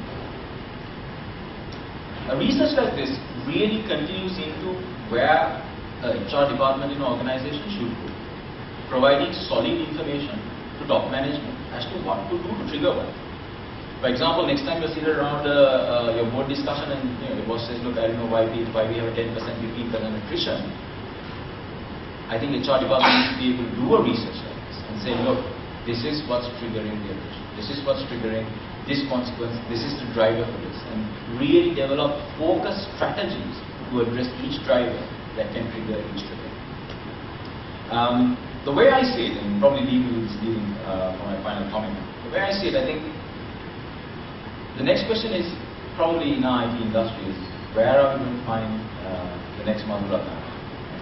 Where are we going to find the next Ruin Fields, Keith Models, or maybe some of the very big CEOs that I know? And I think the frequency of these individuals coming out has reduced tremendously. And if you look at the past years, maybe every 5 years, maybe we might have a good CEO, a great success story. But now you see that gap is increasing tremendously. Other than standard names in our industry, who are the top 10 guys that have come out in the next 10 years? And I think there's a huge responsibility in our organizations where we see that and really brand them in a hero culture. Now I know the hero culture is something which is kind of shunned upon in a lot of organizations, but I'm saying we need to go there. We need to go there. Because as a culture, we are attracted to and driven by heroes. Keeping them and managing them is a different story. That comes down to talent management, and if you can't hang on to your best talent, that's a huge problem. But we need to focus on creating brands within organizations in a middle management level that can add fuel to the bottom line. And that will create the engagement. Not only the engagement, that will create the recruitment and talent attraction capacity you require. If you go into Molto University or Colombo, or even if you go to Java, people have stopped joining companies for the company brand. People actually join looking at their friend, where are their seniors, and we know this to be true. They also look at how their seniors are respected in their organizations, how are they celebrated in their organizations. And I would be the first. A great company could be, you could be a huge company, a small company, and if I see, okay, one of my seniors are not being celebrated for who he is and his talent, I would never join. Because I automatically assume that's the same treatment that I'm going to get given. So one of the things that my leaving thought probably with you is, figure out, are you guys really celebrating the talent that you have? Are you creating stories? Are you creating heroes that can be an avenue, not only for recruitment, but for creating engagement within your organization? Thank you very much. Next, we have a lady who's educated in UK, gained her first class degree in modern languages at the University of Bristol and a master's in education from the University of Manchester. She has worked with the British Council for over 20 years and has contributed to English language development work in Africa, Europe, North and South America and Asia. She is currently the Assistant Country Director for British Council in Sri Lanka and plays a key role in the strategy for English language development, assessment and qualifications locally and regionally. Within this role, there is a strong focus on developing access to education opportunities in supporting young people achieve their personal, study and career goals. She is also passionate about diversity and enjoys exploring rich contrasts and challenges encountered in different cultures. Please welcome Ms. Harriet Gardner with her topic, English, a barrier enabler of human resource development. Can you hear me already? Yes? Great. Ladies and gentlemen, it's a real pleasure to be here. I found the morning already very fascinating. I'm learning a lot and I'm really pleased to be able to share some ideas with you. The little time that I've got, I hope I can share about 7 slides, tell you about why I think English is important in this industry and others, and how we need to be very careful that we make English an enabler rather than a barrier to human resource development. Is it an enabler or is it a barrier to attracting, developing and retaining talent? I'm going to look at a few slides only. We're going to look at English, why is it important, where is it important. We're going to talk about English for communication, English for access, English in 20th, 21st century skills, and then how we can support our staff to be the best they can be through English.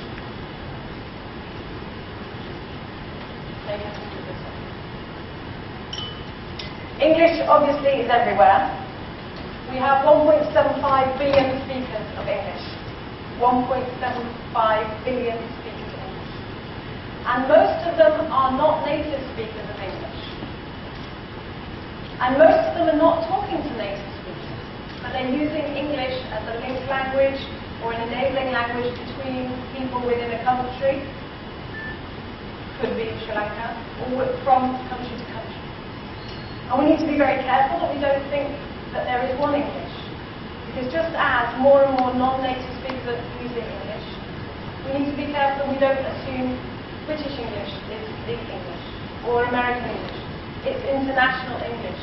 It's English that we all own and use in our context.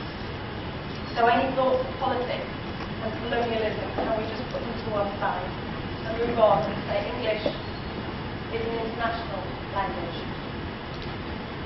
We know that thought leaders, we know that business decision makers, the young and the movers and shakers of this world are speaking English. It's become the operating system of a global conversation. We also know that English is driving growth and development. Emerging economies are increasingly recognizing the economic value of producing graduates and technically skilled workers who communicate in English. I have a question for Sri Lanka, and I have a question for you. Are you getting graduates, are you getting staff who have English through the school system, through higher education? Are they equipped with the English language levels that you need? I think there are some challenges through the history of Sri Lanka and English medium teaching that we need to address, or you need to address when you recruit staff. And how do you support them if they don't have English to the required level?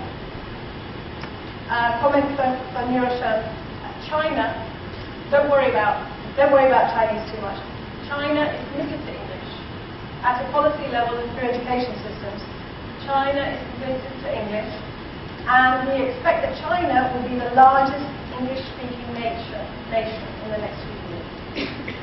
They're coming to English because they see that it's an international language. We know that countries with a low proficiency in English have low levels of exports per capita.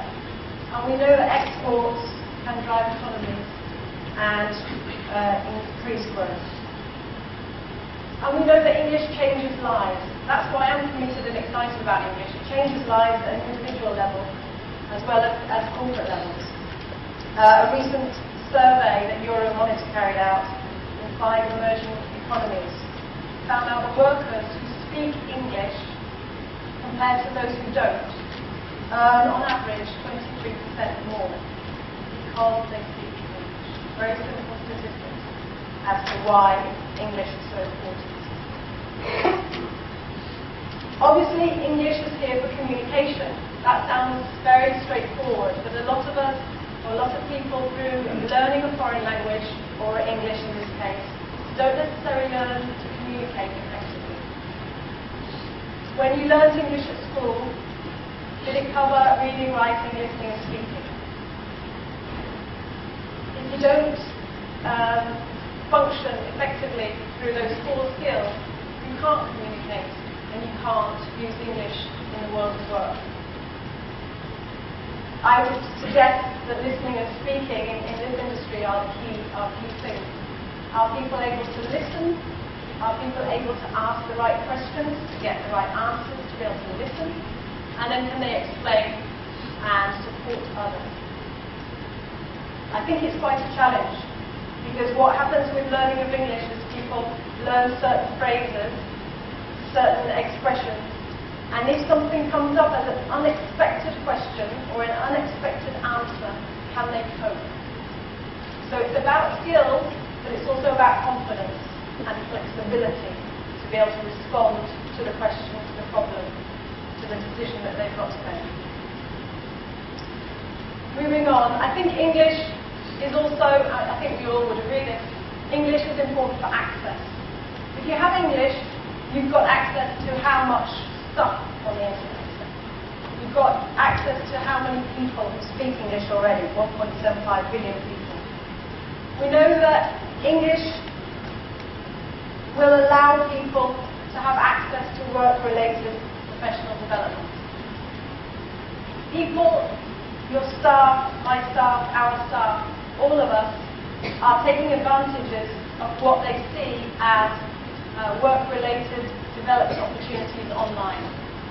So they do get on with their self-learning. Now, a lot of people, whether it's Google or whether it's YouTube, are learning things informally through English and the internet.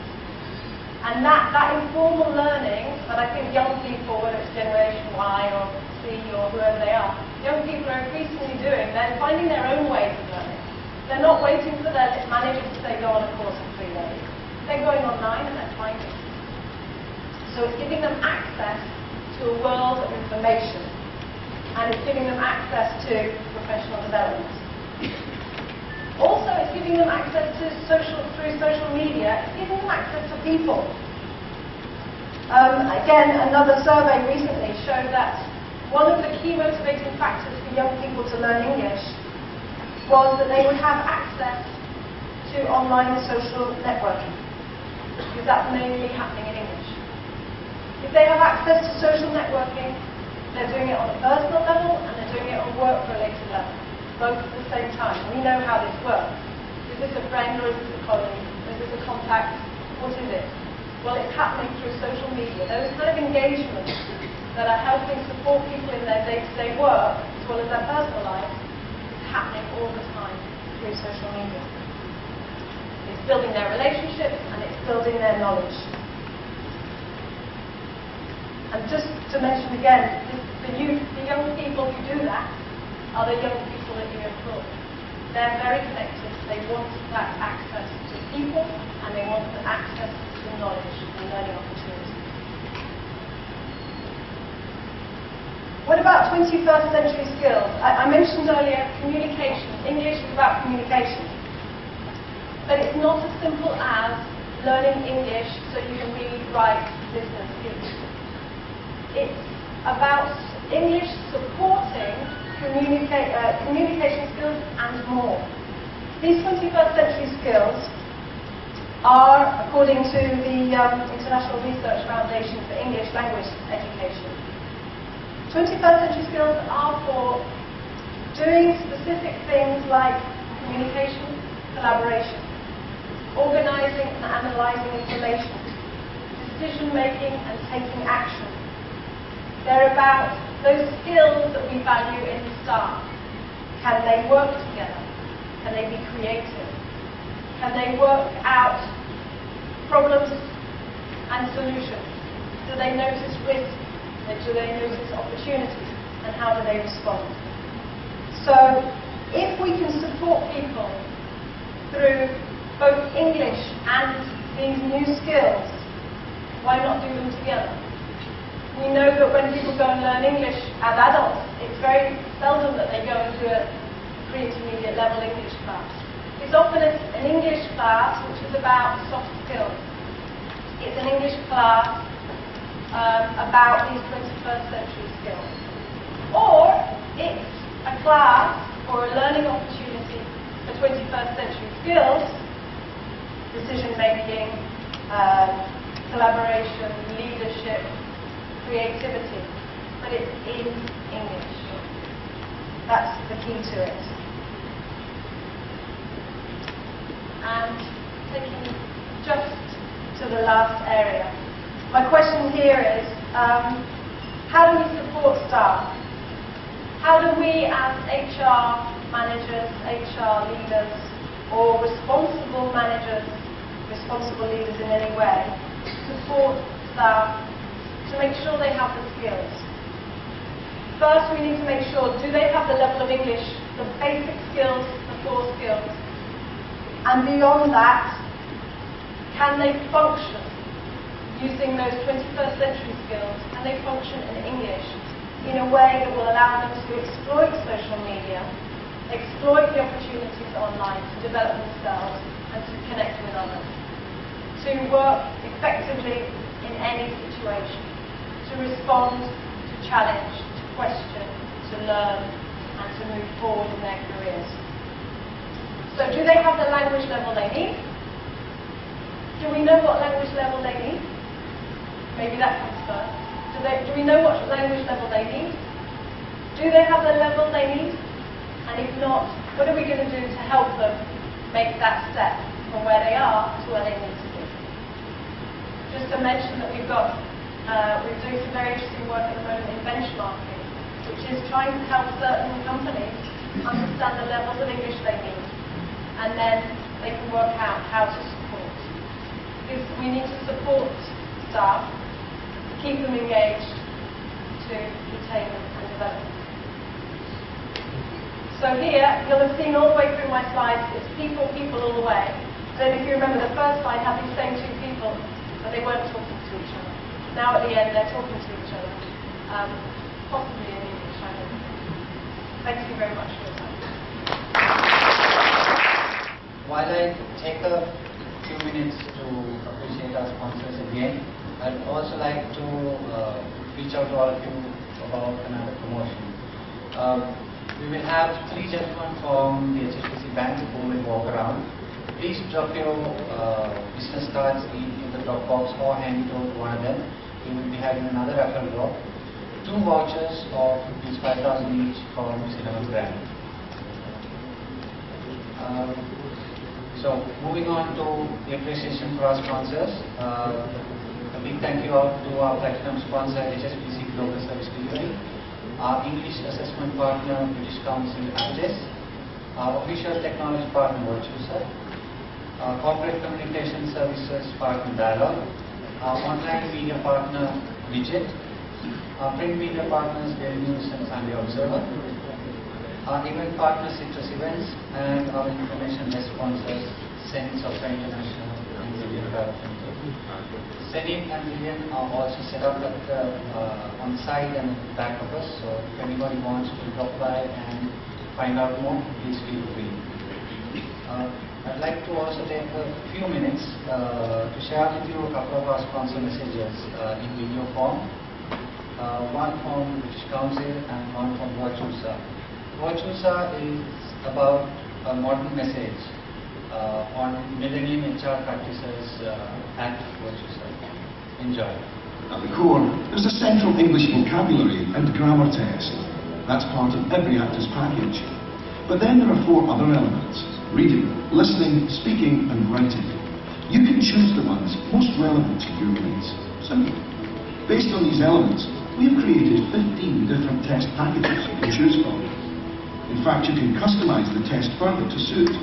For example, imagine you were running a call centre with the staff had to read technical accountancy manuals in English and explain the contents over the phone.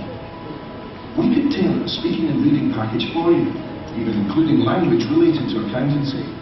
This saves you time and money. You only test the things you actually need. You can also add your own logo to the test.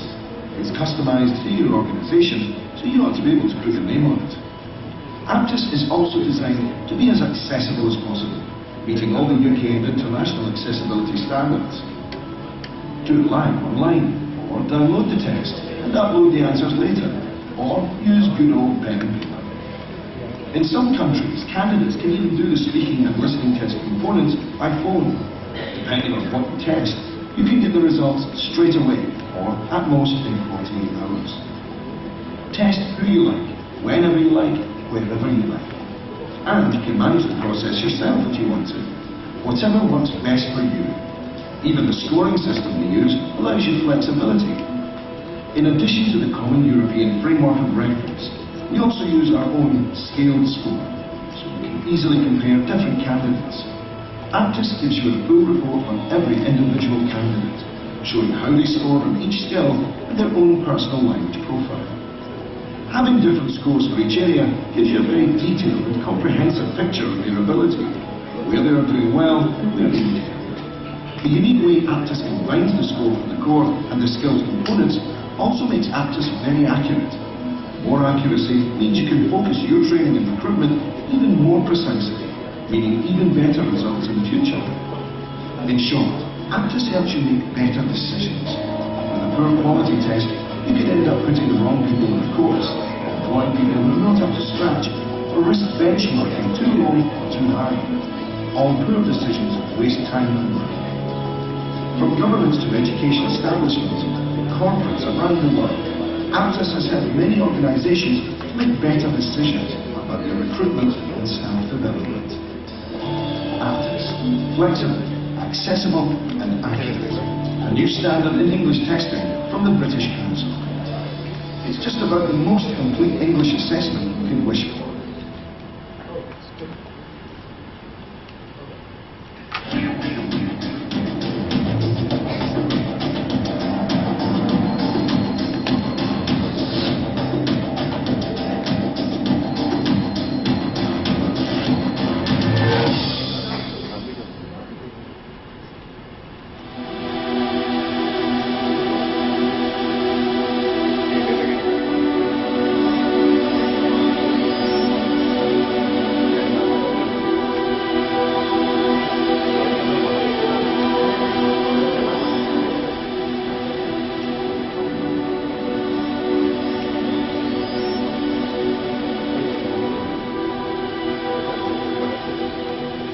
Let's explore Linda's world at work user. As Linda logs into her computer for the first time, a video message from the CEO welcomes her to work user. Welcome to Virtuosa. As a global provider of IT consulting and IT application outsourcing. She is then prompted to create a VPAS social profile.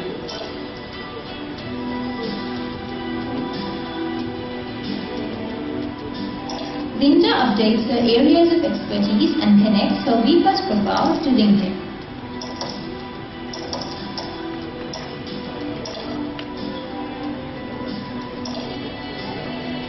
Using information in her LinkedIn profile, VPAS updates her work user profile with skills, recommendations and work experience. With her rich profile, the application helps to locate other consultants with similar areas of expertise from her network at work user. Linda also receives a starter kit that is customized to her role. As soon as she completes the training kit, she notices that her profile has been updated with a role-ready badge. As she starts on her first project, she gets automatically added to the project TeamWiki collaboration space. TeamWiki contains all the material she needs for her assignment in one place. It shows a set of links to her teammates' profiles with their current presence.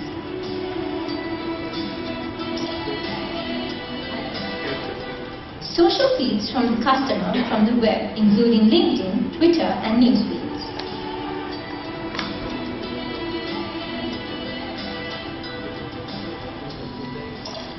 Linda then sets alerts on the areas she wants to be informed. Finally, she moves to the project leaderboard. Linda's personal dashboard keeps her informed of her performance in relation to her peers. A key factor in determining her performance will be her ability to keep her productivity and quality within the goals. Strong performers are recognized with badges that become a part of their profile. They are also shared with the consultant manager and are incorporated into the performance review process. While leaderboards and badges motivate, more importantly, they help connect top performers with the people with aspirations to grow. Consultants are encouraged to share tips on how they earn their badges and time the leaderboards. If Linda finds herself stuck and unable to continue progressing up the leaderboard, she can connect with the top performers in her team. Linda finds Mia, one of her team members at the top of the leaderboard, has posted a short video on the test automation. Test automation has a similar set of challenges to traditional software development. Do you need resources here? After watching the video and trying some of the suggestions, she shares the video with the rest of her team via Yammer, the internal social network. Their manager suggests that they share the idea on We Innovate and work on it, as he thinks that this could help many others.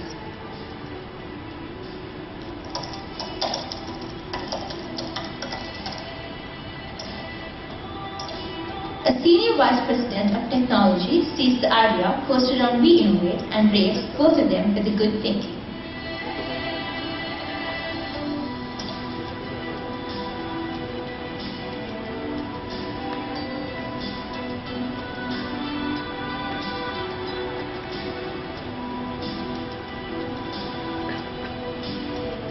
Linda wonders what else she could find on test automation that could help her improve.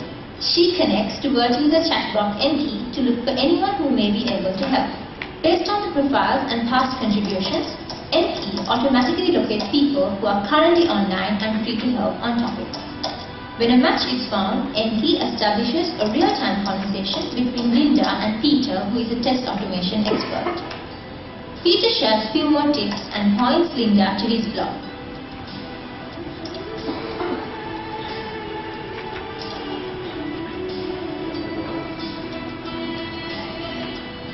With a little bit of help from her colleagues, Linda is now well on her way to the top.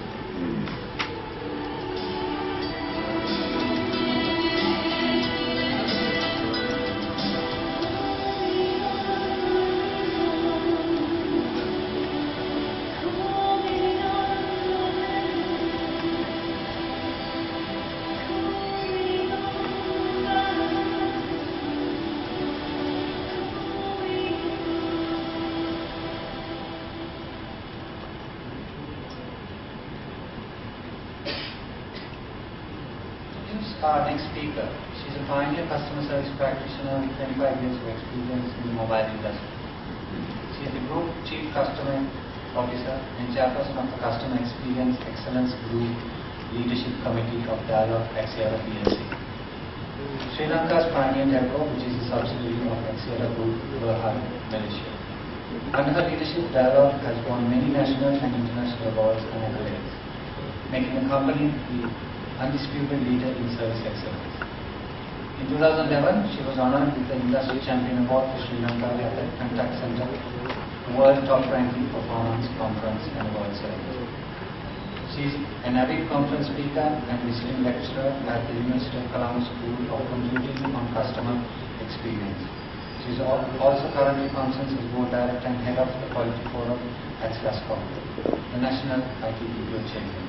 Speaking about the value of services in HR, please welcome Ms. Sandra Vizoisa. Very warm welcome to the HR fraternity. I am just going to get my slide organized. I like to think of myself as someone who is good with technology because I'm from the technology world. But one of the things that I've often found is technology fails you when you need it the most. Today, however, I think I've managed to successfully get myself going. I'm just going to make sure that my slides are working too. Right. So the reason that I stand here before all of you, I think I first need to build a little bit of credibility for myself because I am not an HR professional, but I'd like to consider myself certainly as an HR practitioner. Someone who's very, very passionate about HR. And what I do at Dialog and what we have with the HR fraternity in common is that we are both in services. And given the fact that we are in services, the first question I usually ask myself is, I'm standing here, what does my audience want from me? Usually when we go to conferences, we'd like to take away something. There are also thoughts that we sometimes forget. We don't always want to write down everything, and we forget to write down some of the things that you want to take back with you, to think about, to try and see how you might implement some of those ideas and suggestions that you might hear about. And so, I have a pack of a lot of slides. I have 20 minutes to speak and I also have 20 slides. Now, as you can imagine, I'm not going to be able to do one slide a minute. I'm just going to leave you the slides, pass by some of the more important things so that you will have something to think about. That's from my view of being a service provider. So what I'm going to talk to you about is why I find HR so valuable in the service industry. Now when I say service industry, I mean for dialogue. We have 8 million customers in Sri Lanka, and my day-to-day job along with my team is working with customers, so it's managing customers. But also the people who manage our customers is my passion, right? Because the people who manage our customers, if they are not passionate about their work, if they don't bring out their best, then I'm in big trouble. Because my biggest asset, being a customer service practitioner, is not the technology, is not so much even the product or the service. Those things are there anyway. We all use technology extensively. Products and services, especially in where I come from and my business, is nearly the same. So when all things are equal, in terms of pricing, in terms of handsets, in terms of coverage, in terms of value-added services, as you know is the case with all mobile services in Sri Lanka, what can make the difference? I believe that service is what makes the difference. The difference between HR practitioners and the difference between the young group of people who work with me is just one. HR practitioners are servicing internal customers, while I, together with my team, are serving our external customers as well as our internal customers. Right? So that's just the only difference. To build some credibility, like I said, for myself, I'm putting up a slide not on dialogue, but on what we most focus on. Amongst all the awards and accolades, what we take great pride, this is not the entire set of awards and accolades that Dialogue has won, but this is just some of which are key, which focus on best practices, people practices, and process excellence, and of course, quality systems. Later on, I will talk to you a little bit about the people practice framework that we have in place and what the journey has been like. So here, I have a slide on why I pride myself with being an HR practitioner. We embarked just within my division, which actually consists of almost 1/3 of the workforce as Dialogue. We also work with franchise partners who are third parties. They have a workforce of about 700 young people, mostly millennials. I myself within Dialogue had about 1,005, but a couple of years, 3 years back, I went on to float a subsidiary of our contact center, and that now has about 700-800 people. And so I've been involved with a lot of HR related work and activities, from moving people from one stage to a SBU and thereafter managing the talent, because what really happens is that all the products, services, training, some part of selection, the way we keep our staff who don't really directly work for us engaged and motivated, knowledge management, running the knowledge management courses, all of that falls within the purview of my group of people. So where we are currently, from a journey that we started in 2007, is systematically going through this framework for people management, people CMMI. Most of you in the software industry are very familiar with CMI model. So where we are right now is on level 4, and we are currently on a journey to level 5. This framework systematically takes you through all of the more important attributes of attracting, motivating, developing talent, keeping them engaged and happy. One of the things that I find already that we benefited from is the fact that in our latest or last employee satisfaction survey, the employee engagement score that I think Dhananjay spoke about, a lot about, and I'm familiar with, and I could relate to what he said, was that my group of people, we ended up with an 87% score, which is actually 3 points higher than the company average. So when I talk about how important it is to be involved in a framework, how important it is for all of us in business, no matter which function you come from, to be people development and to be fundamentally HR practitioners. I'm talking about this. The fact that we have interest in people, and people management is everyone's job, no matter which function or division or part of the business that you come from. So we actually, when we get next year to our level 5 maturity, we join an elite group of about possibly 12 to 15 companies in the world that are on level 5 maturity. And I'm not talking about all of dialogue. I'm just talking about just within my function. Why? Because I find people management, talent management is absolute key.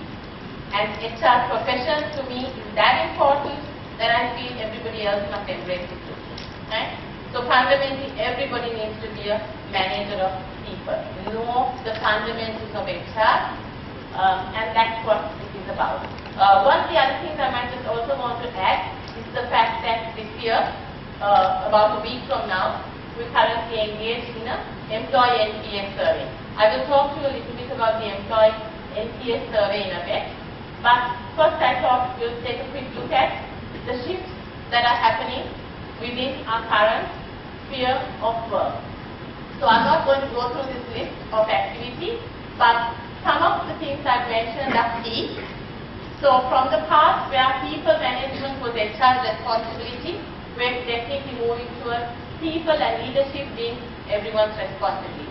I cannot stress on that enough, because managing your own people are your responsibility and not the responsibility of the HR division. Right? And HR professionals need to equip the rest of the organization with those their basic minimum skills and competencies and the ability that is required for them to manage their own people. Right? All managers must be able to manage their own people. One of the other things down as below is the fact that lots of things have changed, but really from a company perspective, we moved from financial performance to triple bottom line focus. And from people perspective, the past was about getting a job. The most important thing when you're an adult is how you can be employed. Now, it is about getting a life. Young people these days talk about getting a life, not a job. And they want to see how this job fits into their life. A quality life. Right? And you talk of work-life balance and all of those things that we all know. We also look at some really huge challenges that we all face. From a business point of view, we chase behind the day-to-day challenges, which are how the internet of the world, crowdsourcing, is changing the way we live and manage and work every day. From a business perspective, markets are becoming global, challenging and borderless, and it's become a really difficult task with pinning margins to actually be able to focus on your profit. There's also a whole lot of other areas of challenging focus which are put. Innovation in our case, in our business, gets more and more difficult to monetize. While we have to bring everything to our customers, all of value-added services, everything that's new, the difficulty that we have is customers are not willing to pay for it. So while customers are not willing to pay for something that you have to bring to them, the latest in technology and everything else that you can possibly find, how do you make money? Right? So those are the compelling challenges we have in business. Now from a human capital management point of view, we have the millennials that we work with. For me, that's a very, very important one, because 60% of the workforce at Dialog are millennials, but 75% already of my workforce that I work with are millennials. Right? So there are, of course, the fact that there is tacit knowledge and that we're managing between three generations, the Gen Y, the Gen X, the millennials. How do you actually transition tacit knowledge into knowledge management and to be able to carry that off smoothly? How do you manage these three generations all at the same time? So lots of challenges that we look at, and then I've brought in some bit of information from a recent study that has been done, which talks about the HR challenges. Now, if you were to look at the slide, you will find that the top 5 global challenges as well as the top 5 area challenges are pretty much the same. So there's retention of key talent, performance high potential, measuring effectiveness of HR function, performance management, employee branding, we talked a little bit about that, succession planning, developing future leaders, and so on. Right? If we talk about organization, you will all agree that we're no longer in organizations that are at the far end. We've moved on to organizations that look like this, at this end, where they are holistic, where employees are empowered, engaged, they work in a, they work for a different country, sitting in a different country, do not have a boss that reports in the same country, and they're responsible for managing their own work activities. Right? So it's a pretty challenging job, I think, for people in the HR profession to have to work with this kind of challenges. And then of course the millennials I talked about. So they are a completely different league. So they are all about show me, like me, hear me, I want to do something really quick and fast. Oh, I'm not interested in filling forms, I just want to feel, I want to touch, I want to press. And that's what I want to do. And in future times, we will find if we have kids, we'll be really quite upset if you don't really have fridges that talk to them, TVs that talk to them, because all they want to say is, I want a glass of water. Put on channel 3, channel 5, right? And they are going to think, if that's not the way, there's no other way. Okay? So this is the generation that we work with, coming into future times. For them, they thrive on personal importance and self-branding. They are a brand of themselves. So how are we catering to that kind of requirements and expectations of generations such as those? What are these shifts we've looked at? So I have a question, and I talk about the framework, I talk about some of the answers that I have found as a practitioner. So one of the things is that we look at sustaining and strengthening employees' commitment towards our vision and mission. How? By engaging, empowering, and enriching the lives of people. Now we talk a lot about this. And we actually mean, some of these pictures that you see here are all our programs. One of the programs is called Yes We Can. Means it's building positivity to say yes. So all the internal stakeholders have to say yes when there's a request from the frontline marketing field sales force, so that in turn they can say yes we can to their external customers. Right? So it's about building positivity. Then we have another program that says My Customer. So the My Customer program is all about how serving customers is everybody's job. Everybody's job. So we have a hotline dedicated for all the staff in the company who can call, lodge complaints, find out information if they have to serve customers around them, in and around them. They can sell, they can do service activities, and we will also have rewards for their efforts. So making everybody into a salesperson. Then we look at where we actually stand. Like I said, currently from an operational HR perspective, that part of it, our corporate HR does not have to focus on for ourselves. Their focus has to be on human capital management, because that's where it is. The rest of it, personal departments, operational functions, human resource basic functions have already been addressed by and within the division, with having our own business partner who takes care of those fundamental functions. Building employee brand, why is it important? Because brand culture is about synergy, positivity, values and ethics of the company. So we are very passionate about how our staff are engaged and whether they bring their best selves to work every day. Whether dialogue is a happy place for them to come to work, and whether working is pleasurable.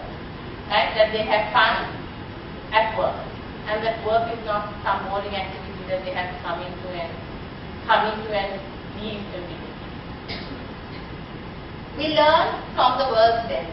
So, adopting HR best practices from the global brands, if you look at the key attributes of those world's best brands, innovation by people management is key. Right? So all of us need to look at what they do, how they do things. No need to reinvent the wheel. There's lots of things we can learn from them. Another is employee net promoter score. Now I talk to you about that. What we do is that we really do believe that customer advocacy is important to the company to grow its business, but in order to do that, employee advocacy is equally important. Unless your staff are passionate about your brand, your company, knows about your products, your services, they cannot serve their customers and have the customers be passionate about what they are having and what they get from your brand. So what we've done is we've started off an employee XPS program, right, where we ask predominantly the question about how likely are you to promote your company with your friends and colleagues. So what happens is you have the promoters on the other end, which is 9s and 10s, and then you have the detractors, which is from 0 to 6, and then what you do is you minus detractors from the promoters, and there you have your score. And then the whole idea is based on all the information you get from it, you look at moving the passive into being active promoters, protecting your promoters, finding out what it is that keeps them that way, and do more of that. And then you start working on the detractors, slowly from the 6s and the 4s, right? And perhaps you leave the 0, 1, 2, 3 to much later on, because they're not so engaged at all. So if you look at in terms of our vision statement, you will find that our CEO, Dr. Han, says, our people form the inevitable and invincible formula of success for dialogue. And this is true. People, when all things are equal, is the only thing that you cannot emulate, you cannot imitate. Walt Disney says the same thing. You can have the best design, create the best, most important things in the world, but it takes people to make the dream a reality. Some statistics and some studies that show that there's a huge link between employee experience and customer experience. So if your employees are engaged, if your employees are having a good experience at work, it certainly means your customers will have a great experience. And therefore, to us, positive employee experience improves customer experience and business results. So we look at focusing on that part of it. Then of course, there's the most interesting part. We cannot stay away from and out of this huge social media place. So embracing social media and enabling the social organization and the culture, like you saw Virtusa has done just a little while ago, is something you have to do. So blocking everybody out of looking at Facebook, this, that, and it kills your productivity. You have to find ways around it to make it work to your advantage. And then we look at some of the new emerging kind of KPIs that HR practitioners have to deal with in the coming years. I will leave this slide with you so that you can do some reading on your own. But what I find is that HR is now becoming a kind of a converged role, and there are new hybrid roles emerging for HR practitioners to also be in business, in so many other roles. And I encourage all of you HR practitioners and professionals here to try and be involved in different kinds of businesses, learn the business, go out there and learn a little bit of everything. One of the things that I have done over the last 16 years is that I have almost across all the divisions of Dialogue at least 10 people in every division. Do you know how powerful that makes us as a group? So whether it's IT, whether it's finance, whether it's HR, in fact some of the HR managers is Dialogue, our customer service people who've been for like 10 years. And they've later on gone to do their HR MBAs and become HR professionals and practitioners, because that's where they like to be. Finding what interests people, finding what their personal needs are, what their personal aspirations and desires are, and catering to grow them and move them through their journey, I think is key for any leader. And so I leave you with a summary of thought, which I talked about: understanding the shift in business, customer and employee engagement, establish a strong employee engagement strategy, looking at engaging, how you engage, how you empower, and how you engage. Of course, the social media organization, because of the millennial generation that we come to deal with. Excellence in everything we do. Excellence being part of your DNA. And how you look at doing everything as best as you can, which means your people need to be passionate and committed. And then you look at employee experience, which is equal to customer experience, and therefore making sure that there's actually the human relations aspect in HR. Right? So HR is about the human relations aspect. And then about brand, how important it is that people build brand, that they have their personal brand, and that they become actively involved as brand advocates. And finally, the fact that every HR professional needs to be also a hybrid business manager, and to encourage and embrace the new change and the new wave that our challenging times are bringing about to be successful. So, good luck to all of you, and with that, thank you. Our next speaker for the day, and the last before we move on to the panel of discussion, he was elected as president of the Institute of Personnel Management for 2013-2014. Prior to this, he officiated as council member, was chairman of marketing committee of IPM's council, and played an active role in IPM's new approach towards inculcating innovative human resource management methods in HR management. He is an exceptional HRM professional who made quick progression from a mere management training to director of human resources within a period of 10 years. His exceptional leadership qualities and his regional approaches towards people management gained him the position of CEO of CBA Foods International. Beginning his career as management trainee, his outstanding skills have helped his brisk ascent of career levels of his chosen profession through key management roles in several multinational companies. His contribution towards the industry and the profession, the continuous endeavors towards excellence in HRM, and his quick progression to the highest level of management gained him the much acclaimed IBM Lifetime Gold Medal at the recently concluded National Human Resources Conference 2013. It has also been lauded for the many achievements in the fields of people performance management, employee relations, and productivity management. Ladies and gentlemen, next on stage is Mr. Samita Perra with this topic, sharing best practices in manufacturing sector.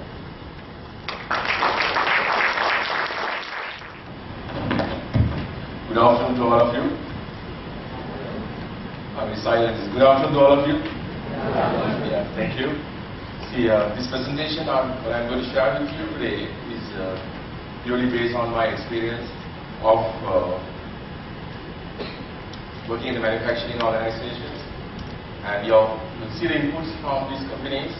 You can see worked in many organizations, two multinationals, that's Singer, Tobacco, Caltex, Coke, and of course I did short stint and also at CBL Karate. So whatever that I'm going to share with you today is going to be examples from these areas. I'm sure that you will be able to learn a little bit. Some of the controversial things are also there for the HR professionals, which we need to really understand. I'm really thankful that your point of HR need to be business oriented. It is a fact, and you will see why I'm saying this. So, learning, I'm sharing with you my experience for 5 learning points. Yeah, that we can really narrow it down to 20 minutes, I believe. And the first point I'm going to share with you is, you need to understand the business. Whether you are in HR or IT or your marketing or you are in finance, if you don't understand your business and if you don't understand your business challenges, you can't be a manager. Because organizations are becoming so narrow now, organizations are becoming very competitive, and you can't just spend money or resources for non-value-adding activities.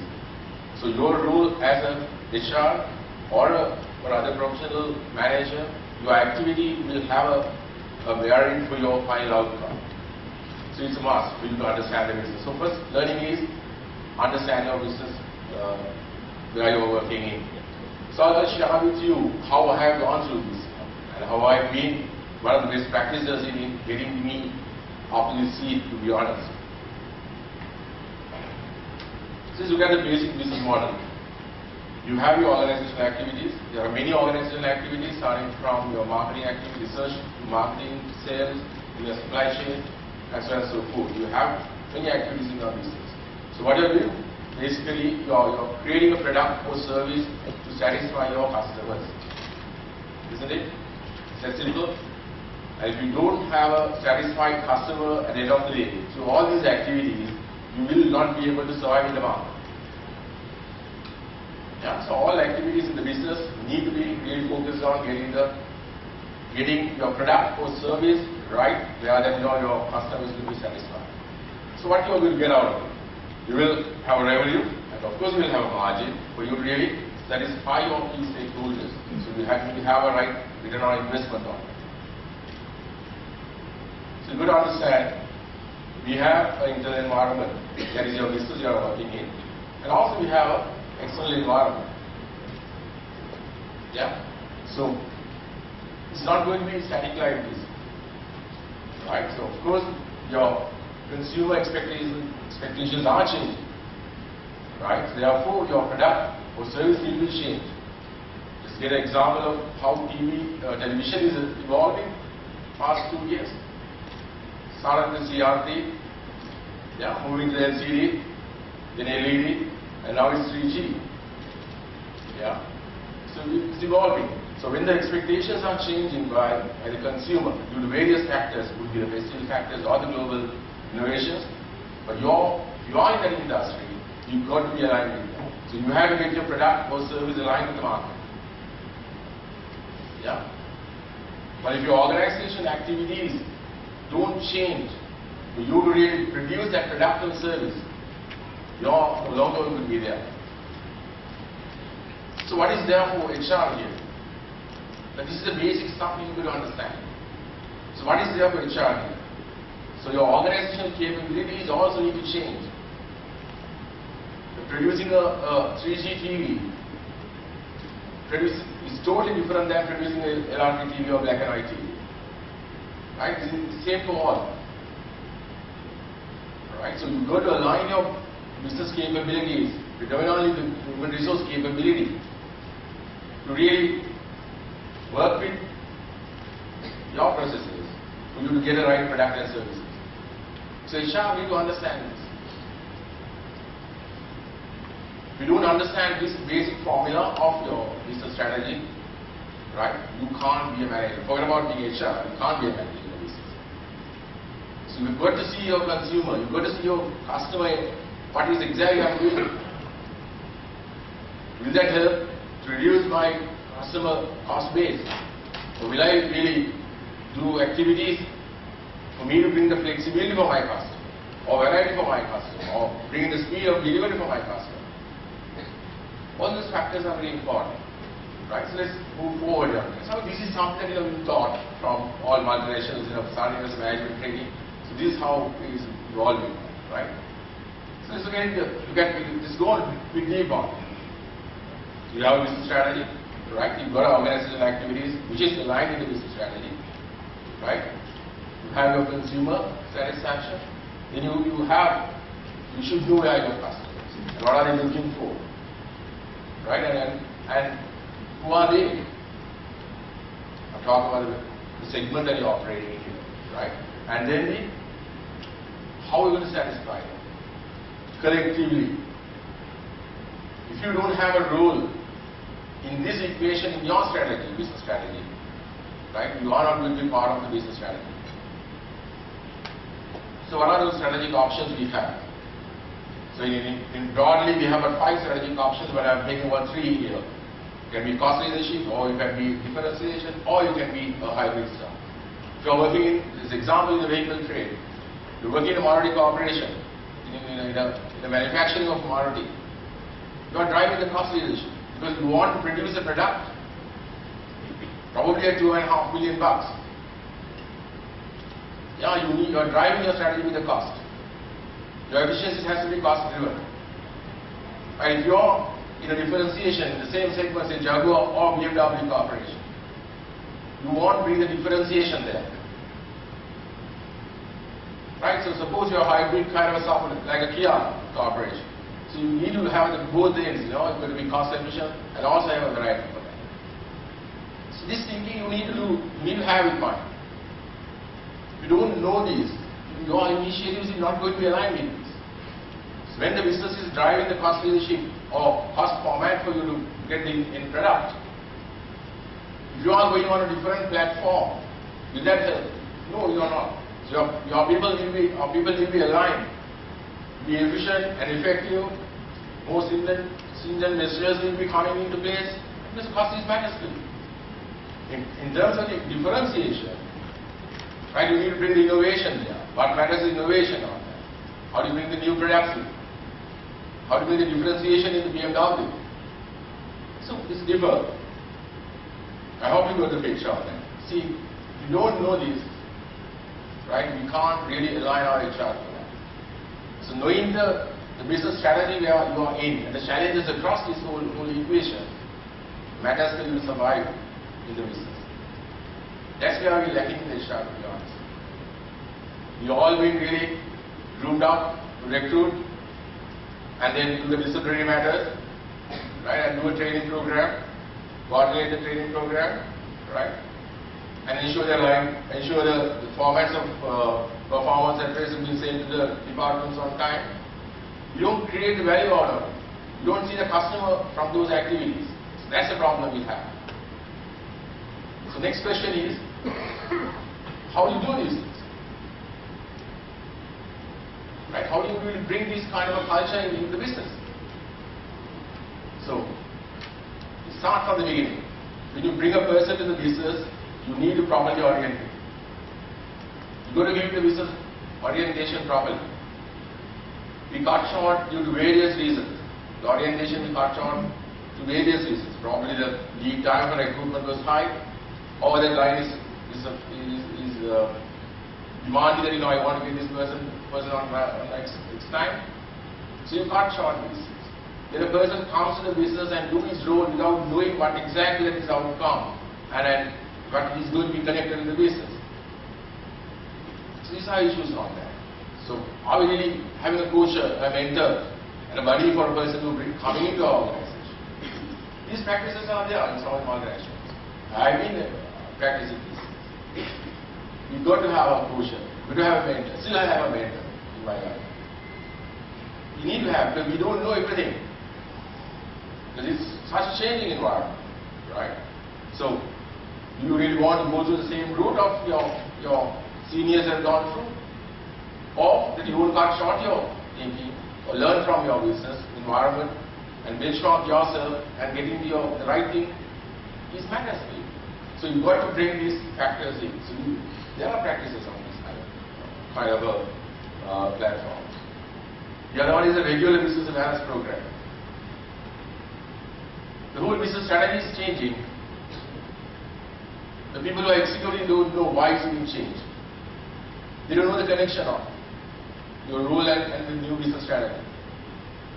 So you will have a regular business awareness programs. I'm sharing some of the things later. Some of the companies, how they have it done. And it could be monthly, it could be quarterly, right? It could be half yearly. Whatever the people need to be kept informed what's going on. The other factor is involving cross-functional project teams. And as she was saying, you have to involve in the cross-business functions projects. Otherwise you don't feel what market is going through. You don't feel what manufacturing manager is going through. Yeah? So, getting your people involved in a cross-functional team will really help. The other factor is short-term assignment and settlement.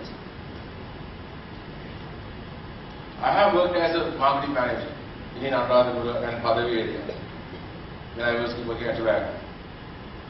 I worked in shared service in Malaysia, setting up the financial services in Malaysia. Worked in India for some of the other operational excellence projects. So that has helped me to learn my business, understanding the business on that. Out of these all 8-10 countries I've worked. So it's a must. These things sometimes people don't say, but it's a fact. You try to groom up yourself within a silo, and the whole environment is changing. Then you will think, fine, I'm really doing MBA, right? I'm really doing my PhD, right? You will think that you are there, but it's not the case. You be careful of this, right? So another factor is aligning the HR strategy with the business strategy. So these are all examples. This is a business strategy we are talking about, and how, on top of that, you see the business strategy here, and then the HR strategy as a platform, how we support the business. So what do you mean by this? HR strategy in this company is twofold. One is creating the right environment for people to work. The other factor is building the capability of people, right? So your strategy, of course, driven by other strategic initiatives like culture, like leadership, talent, rewards, and learning platforms. Yeah? This is an example of how HR strategy can be really lined up, or HR strategy can be really aligned with the business strategy, right? This is an interesting point, very controversial. So the role of HR is to provide right policy frameworks, initiatives to manage people in the organization, and not managing people. Our role as HR managers is not managing people. It's to bring the right frameworks, right tools for your line managers to work. I'll take you through this. So you've got a business strategy, and you have organizational activities, then you have the execution by the line managers through people. Suppose you're a marketing manager, or you want to increase your volume share by 10% in this year. Your marketing director will have the brand activities, get it done through your brand team.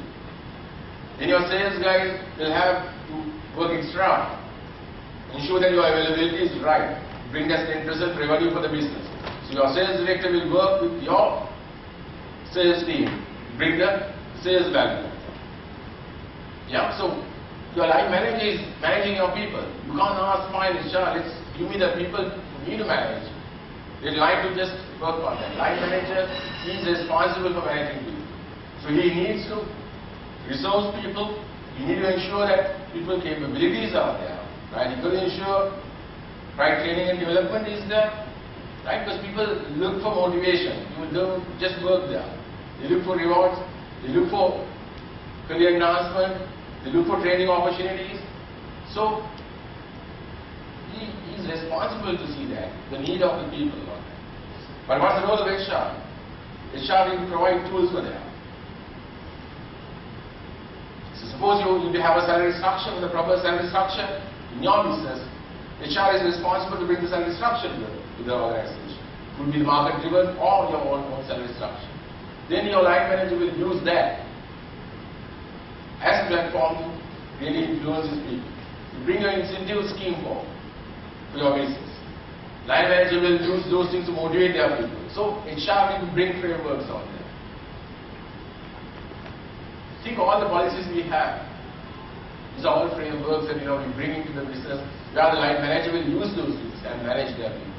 So we need to educate, we need to develop our line managers to use these policies on them. Performance management platform, HR brings that, but no one cares about it. It's becoming a routine job. Right? So we'll bring value for these things. Yeah? So HR predominantly, I got this from a book, HR magazine rather, right? You have three roles to play on that. So HR, strategic partner, business partner, and also as an administrative agent. Right? So what will the next one? Best practices. The human capital resourcing. The first thing I talk about is human capital resourcing. Do you know about this outsourcing opportunity? Because it's a matter of that you get the synergy and run your business. It's not that how many people in your business matters. And today we talk to supply chain is a collection of networks. What networks having with you, what matters. So you have to compare, do you really need to do this activity internally? Or have I got somebody else outside who can do better than me? So this thinking is coming in. Then the shared services. So many organizations, conglomerates are now going to shared services, which multinationals have been doing it. You've got to use these techniques. Now, it's not the number of people matters. What matters is activity what you are doing internally better than your competitors. This is one of the models. Yeah, one of the organization has been using it. So this is your end market. This is the end market, the bottom. Then you have the next level area, the region, and the global, the extreme left-hand corner. Then you have the shared service centers for the business. Then you got the centers of expertise, centralized. Then you have the outsourced services by the business, right? Your self-services is the one that's going to do it, and all the other stuff, which are as a business partner you are working on. So you can use this. I mean, this is the thinking of HR is moving in. Yeah, so it's happening. It's not that it's something that superficial or theoretical. It's happening these days, right? Then understand the capability requirement, the next one. So it's every role got three elements of competencies. That is your technical capability, your leadership capability, and your behaviors. I can't behave the way I behaved when I was working at Sigurd, when I was management trained. Right? So it's important. When you go up the ladder, you've got to change your behaviors, you've got to change your leadership ability, you've got to change your technical skills, what you're really looking for. So this is another very good model, called Daughter's model, practiced by one of the organizations. It's everyone will go through a ladder, starting from managing self to become an entrepreneur. So each level, each passage will have a functional technical competency and also leadership competency which will deliver the passage required. This is the base. So once you define your competencies in each level, each role, it's easy for you to work. You know what exactly the competencies you need. So this can be used in many programs. Even recruitment, you can use it. Even the training and development, you can use it. Right? The recruitment, when you want to recruit, really recruit a person, you know what selection tool that I should really use. Because I know what is the defined competencies in the role profile or the level that you are working in. Very focused, right? Then the training and development. Somebody wants to train, you know exactly when he is not performing in a particular role, what competencies he is lacking. You know, most of the youngsters joining, right? Good graduates, sometimes they don't have the leadership quality, they have the right technical qualities. But it's defined, or he also can see in this role, in this level, this is exactly what I should develop. So it's a good input for IDP, like individual development plan. Right? And then career planning, you know when you want to ladder your career, what competencies I need to really develop. And of course engagement strategies as well. So all frameworks, initiatives are focused on enhancing organizational capability. Because you have a set of competencies which is required for you to execute your business strategy. Right? And another example of what exactly selection tools that you're going to use in each areas. And being specified. You can't go wrong. It's not that I'm really recruiting my student colleague. Right? It's not, you're not going to be influential for any other influencers in the organization. So it's all defined. And you know what what to ask in the interview can be really structured, and then outcome would be really spot on. Yeah, and even another sample of structured interview process, right? So, the other factor is building the environment. That's the capability side of it. I took one example, couple of examples. The other side is the building the capability. Sorry, the environment. How many of us are really measuring our culture? How many of us are really looking at feeling of the people? I mean, forget about the multinational. It's not that the multinational only can do it. It's the one flip chart. It's a collection of people who can do this. What is going right, what is not going well. People will come out. This exactly company is doing well on these areas, and these are the things that we need to improve. Have you ever tried all these things? Yeah, these simple tools you can use it. And then employee engagement strategies. Right? You've got to have a right employment engagement strategy. It's not that you are taking your people for a excursion or having a Christmas party, right? Or having a TGIF or, you know, I mean, all these kind of factors is good. But you've got to have a meaning for that. The HR need to create that meaning for that. You've got to have a strategy for your engagement. Yeah, and the communication. The organization need to have a communication platform for us to really, people to really communicate properly. The line manager should know. Right, so these are some of the examples the BAT is using. So they check people on the values, right? So then we'll see what areas we need to really improve and what exactly are doing well, and then focus on the right areas to really develop the organization, right? So this is another tool, employee engagement philosophy, right? So you have a meaning for that. So in the manufacturing, predominantly you have a union, you have a workforce, you've got a union, parent unions involved in that. So you've got to have understand how you will get these people together for one mindset. So you can bring your established processes, right? And then you can see how you will link my productivity, quality, and also the company performance into your rule framework, right? And then social upliftment, how you will really bring them out and bring the unions together, right? And also finally what matters is how you change the activities and how you really engage your people for a common cause. It's a simple framework, and what matters is building the trust among the players, among the people. Yeah. So it's transparency, effective execution, the credibility of your activity, what matters. You can spend millions of rupees for your excursion. No point. People no point. They are doing this. Next month you have some restructuring coming in. Yeah. So don't be careful on this. Be credible in the activities. So this is another communication platform that organization will use, right? So all the levels being formed. And you have a structured way of communicating and be responsible. People are responsible for this. And once you establish this, people will fall in line. People will not react for their thoughts or for the rumors.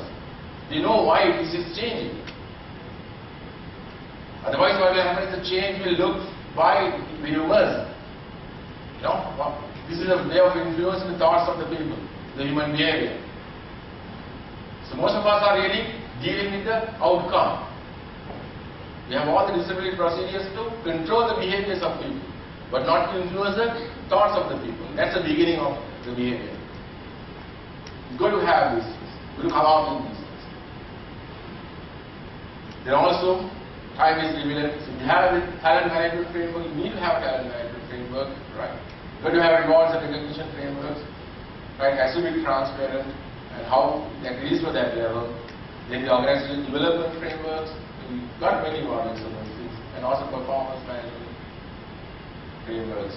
The performance management, the biggest loophole I have gone through my whole 10 years is we measure people to understand who's not working. Thinking is wrong. Not to support them to come up with the optimum performance at the level they are operating in.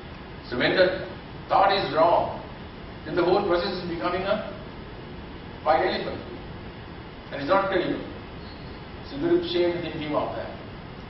We like to measure ourselves. Yes, I know where am I, but at the same time I should know how I'm going to develop myself. So this thinking we need to come into practice. So for you to do these things, there are 6 competencies looking for, right? You've got to be a credible activity. And then you've got to be a strategic architect. Operationally you have to be excellent, right? And then you have understanding of the business, right? And then you will be a cultural sensitivity. If you are working in a cross-cultural scenario with many cross-cultures, you've got to understand how a Singaporean things are, how a Britisher thinks, how we look for your performance objectives. Some likes the group objective, some likes the individual objective. So you got to understand these national cultures. Yeah? So my final slide. So when I learned out of this whole 20 years, be humble enough to learn. Learning will never stop. Right? Whatever level you are in, learning will continue on that. Believe yourself. You can do it. Everyone can do this. It's a matter of you aligning your mindset, aligning your thinking to do the right thing. But have a goal and a plan and review it. And also, don't lose integrity and integrity. So, thank you so much for your patience listening. And any questions from me, we can have it on. Thank you so much. Was also one of our key speakers today. His challenge today, time being one of them, is to moderate this panel. While I request all the panelists to get yourself set up with your FM microphones, I would also like to ask Mr. Madhu Ratnayakar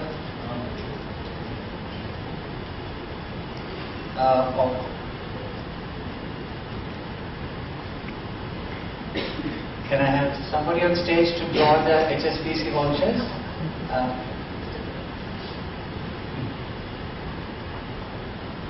Thank you.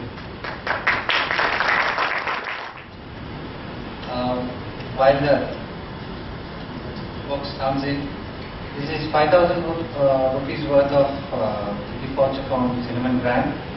Can be used at a restaurant of your choice at the hotel on any day of the week. The first winner for the day, Sharon Kern.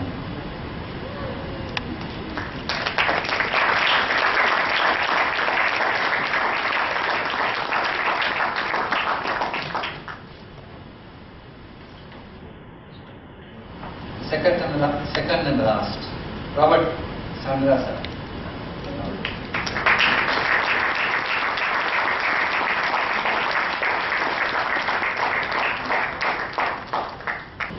Thank you, Anuradha. While I request all panelists to come and take a seat, please, we will also be watching a quick video by SLASSCOM, and then once the panels are set up, we can start questions. Many points to ponder. Time is always one that we cannot control. I was prompted a number of times that we need to still have a 1 hour. But nevertheless, lunch awaits. And as you know, I love that part of the entire session as well.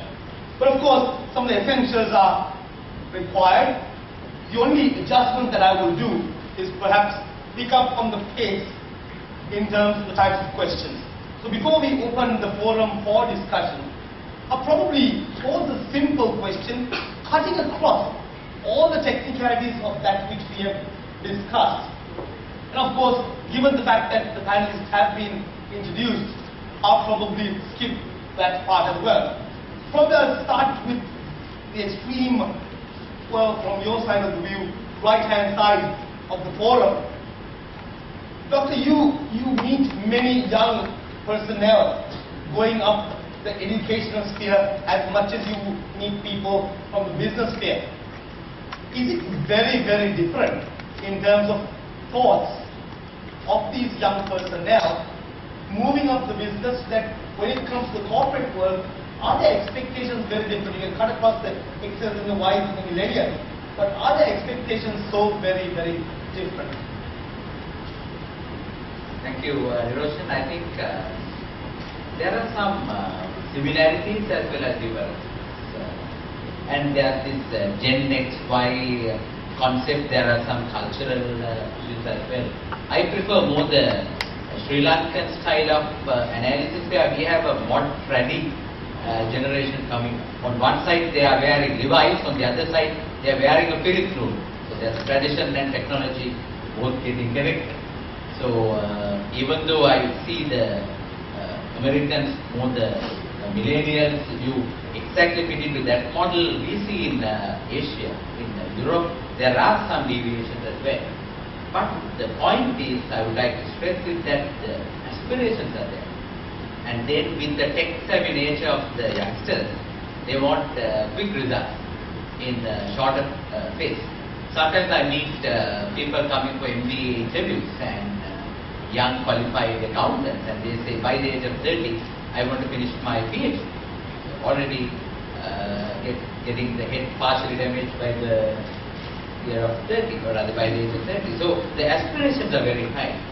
And then the real challenge is how to blend that with the required maturity and avoiding career stagnation.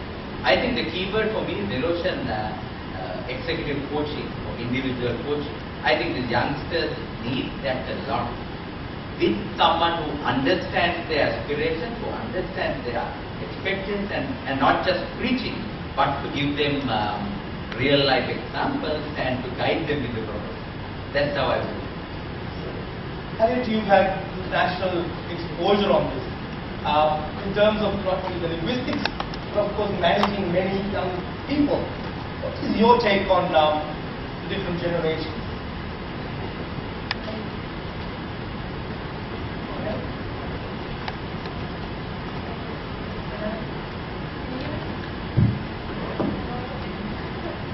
Different generations. As Dr. Ajanta said, there are issues of age and there are issues of culture that are fascinating to explore.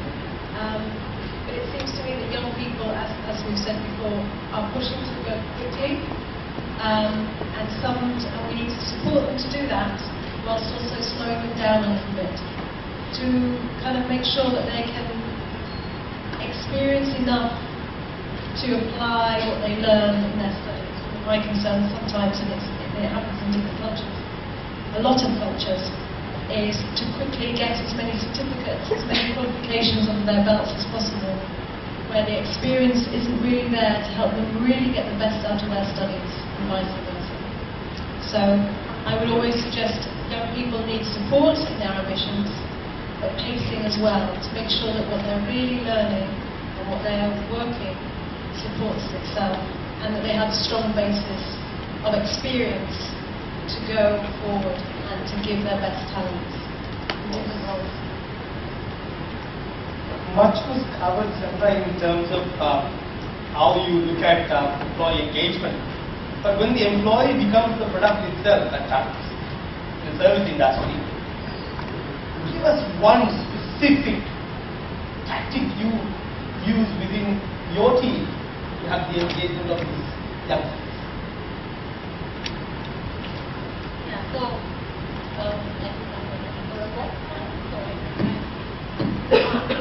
that is working. Yes, right.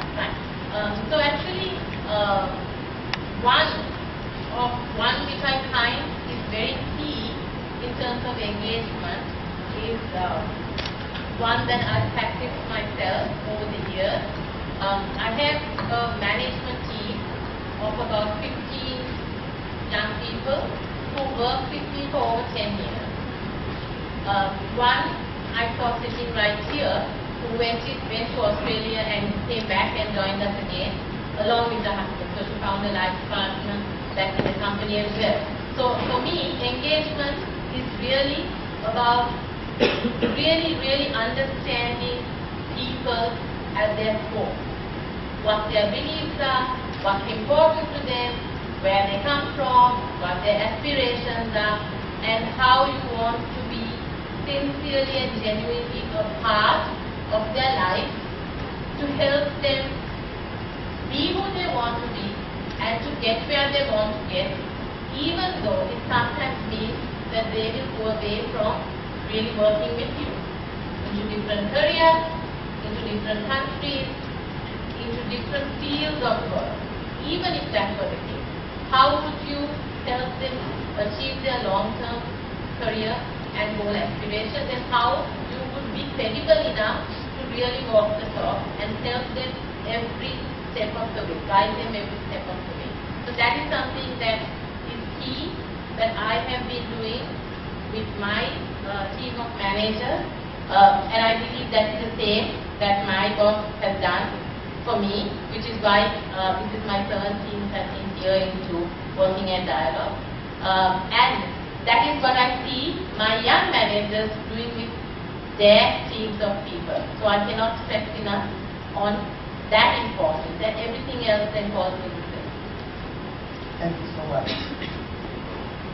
Currently everybody talks about talent management. They even flirt with words of management. How many actually understand the building blocks of this entire process of talent management? That's a very important question for several reasons. I think talent is basically an outcome. It's a phenomenon that happens after a certain amount of journey that a person needs to go through. No one comes into organization saying, I'm great at it. It's a result of a lot of experiences that needs to be engineered. So for example, I might start my career as a person who has potential talent. And it's up to the HR framework, that speaker earlier said, to engineer several learning experiences that foster my talent. And one of the most important learning experiences that needs to be engineered is failure. You need to engineer failure. You need to make sure that your top talent understands that failure is a building block to success. So what does this need to do? Stretch growth.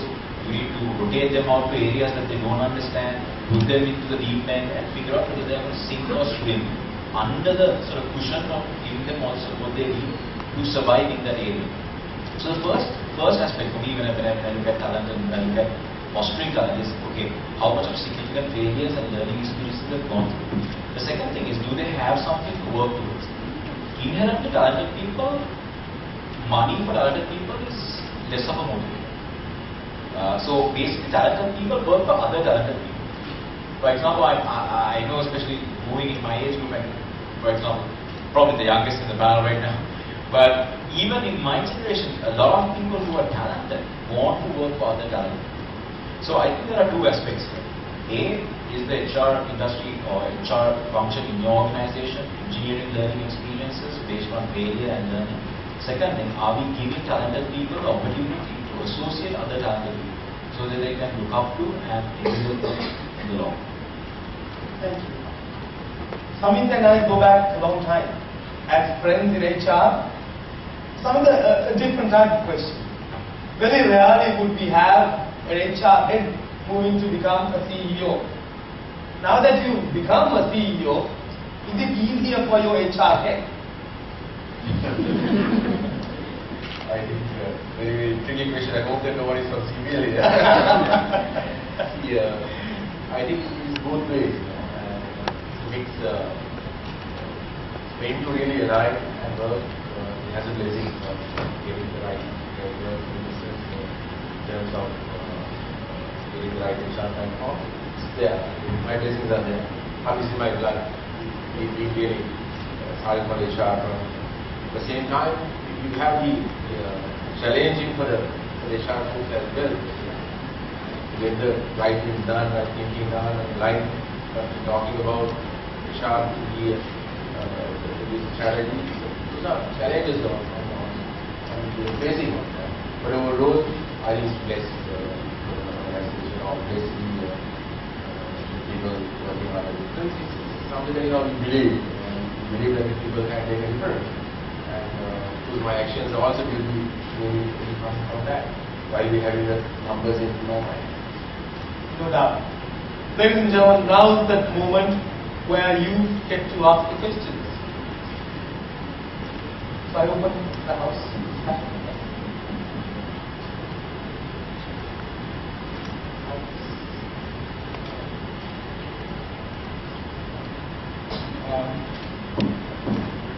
Dr. you said that CEOs are telling you that HR function has not got serious enough attention, where it will be an automatic wholesale.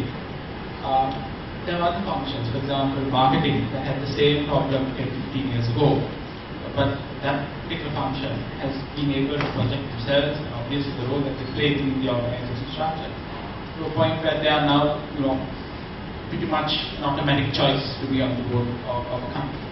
What does the HR fraternity do in terms to be taken seriously enough? Automatically, we have most of the bearers becoming CEOs as opposed to maybe a finance person or an operational person or even a marketing person. I think that's a very pertinent question. I tried to address that in my presentation to a large extent. To summarize what I had been telling, basically I mentioned two things, perception management and performance management. I think the whole is in the HR professionals' sport. They can't pinpoint or they can't finger point anyone. So what they have to do is basically do the fundamentals right, be brilliant on basics and knowing what business they are in, and also proactively contribute to the business decision. Say, I can give you a simple example. When I was at Nestle, every morning there was a production meeting, 15-minute production meeting where we reviewed the previous day's production.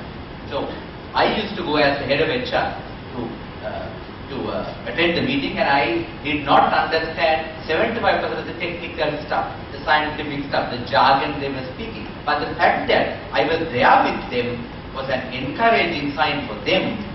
When there was people matter, they knew whom to talk to, and I was available, and I knew the sense and the pattern and the rhythm that they were having. So being involved is the key point. And then rather than complaining about not having opportunities, the opportunity deficit is the one that HR professionals complain. There's no career path, the door is closed, there are no opportunities. But I think the opportunities will come when they develop the competence. They have to take the first step in developing the competence. And I remember Mr. Adel Malaya, who came to Sri Lanka last year from SR Group India. He said he took a conscious decision to have a marketing stint for 2 years, leaving from HR, doing marketing, and he understood the marketing function, and he came back and he knew as an internal customer what their real needs. And I think she mentioned something about people going and to HR and coming back. So you need that cross-pollinization as well. So I think it's really up to the relevant HR professional to take the first step, have the right purpose with the passion and the performance will come.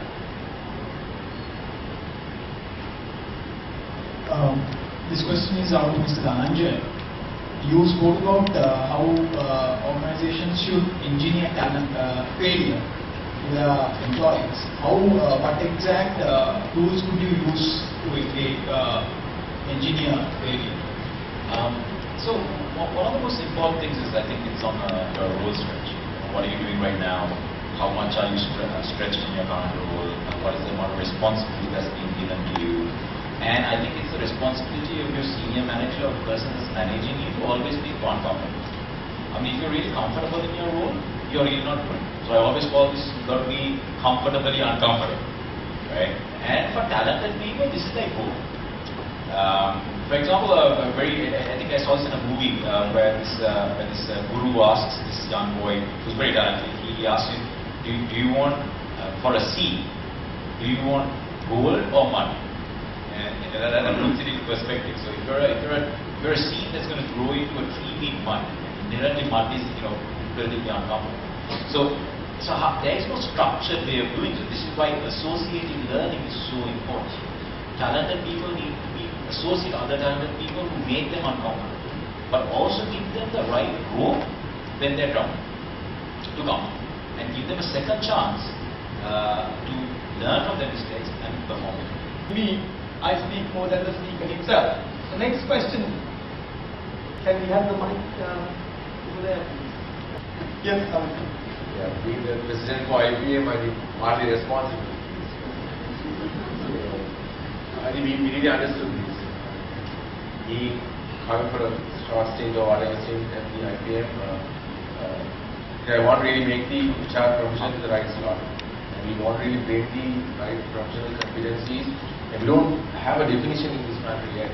What is HR? we want to define everything. And so we have all 6 priorities in IPM to bring what is HR and then come out with that. And so this is exactly the HR profession definition. And these are the competencies that you need to have to become HR manager.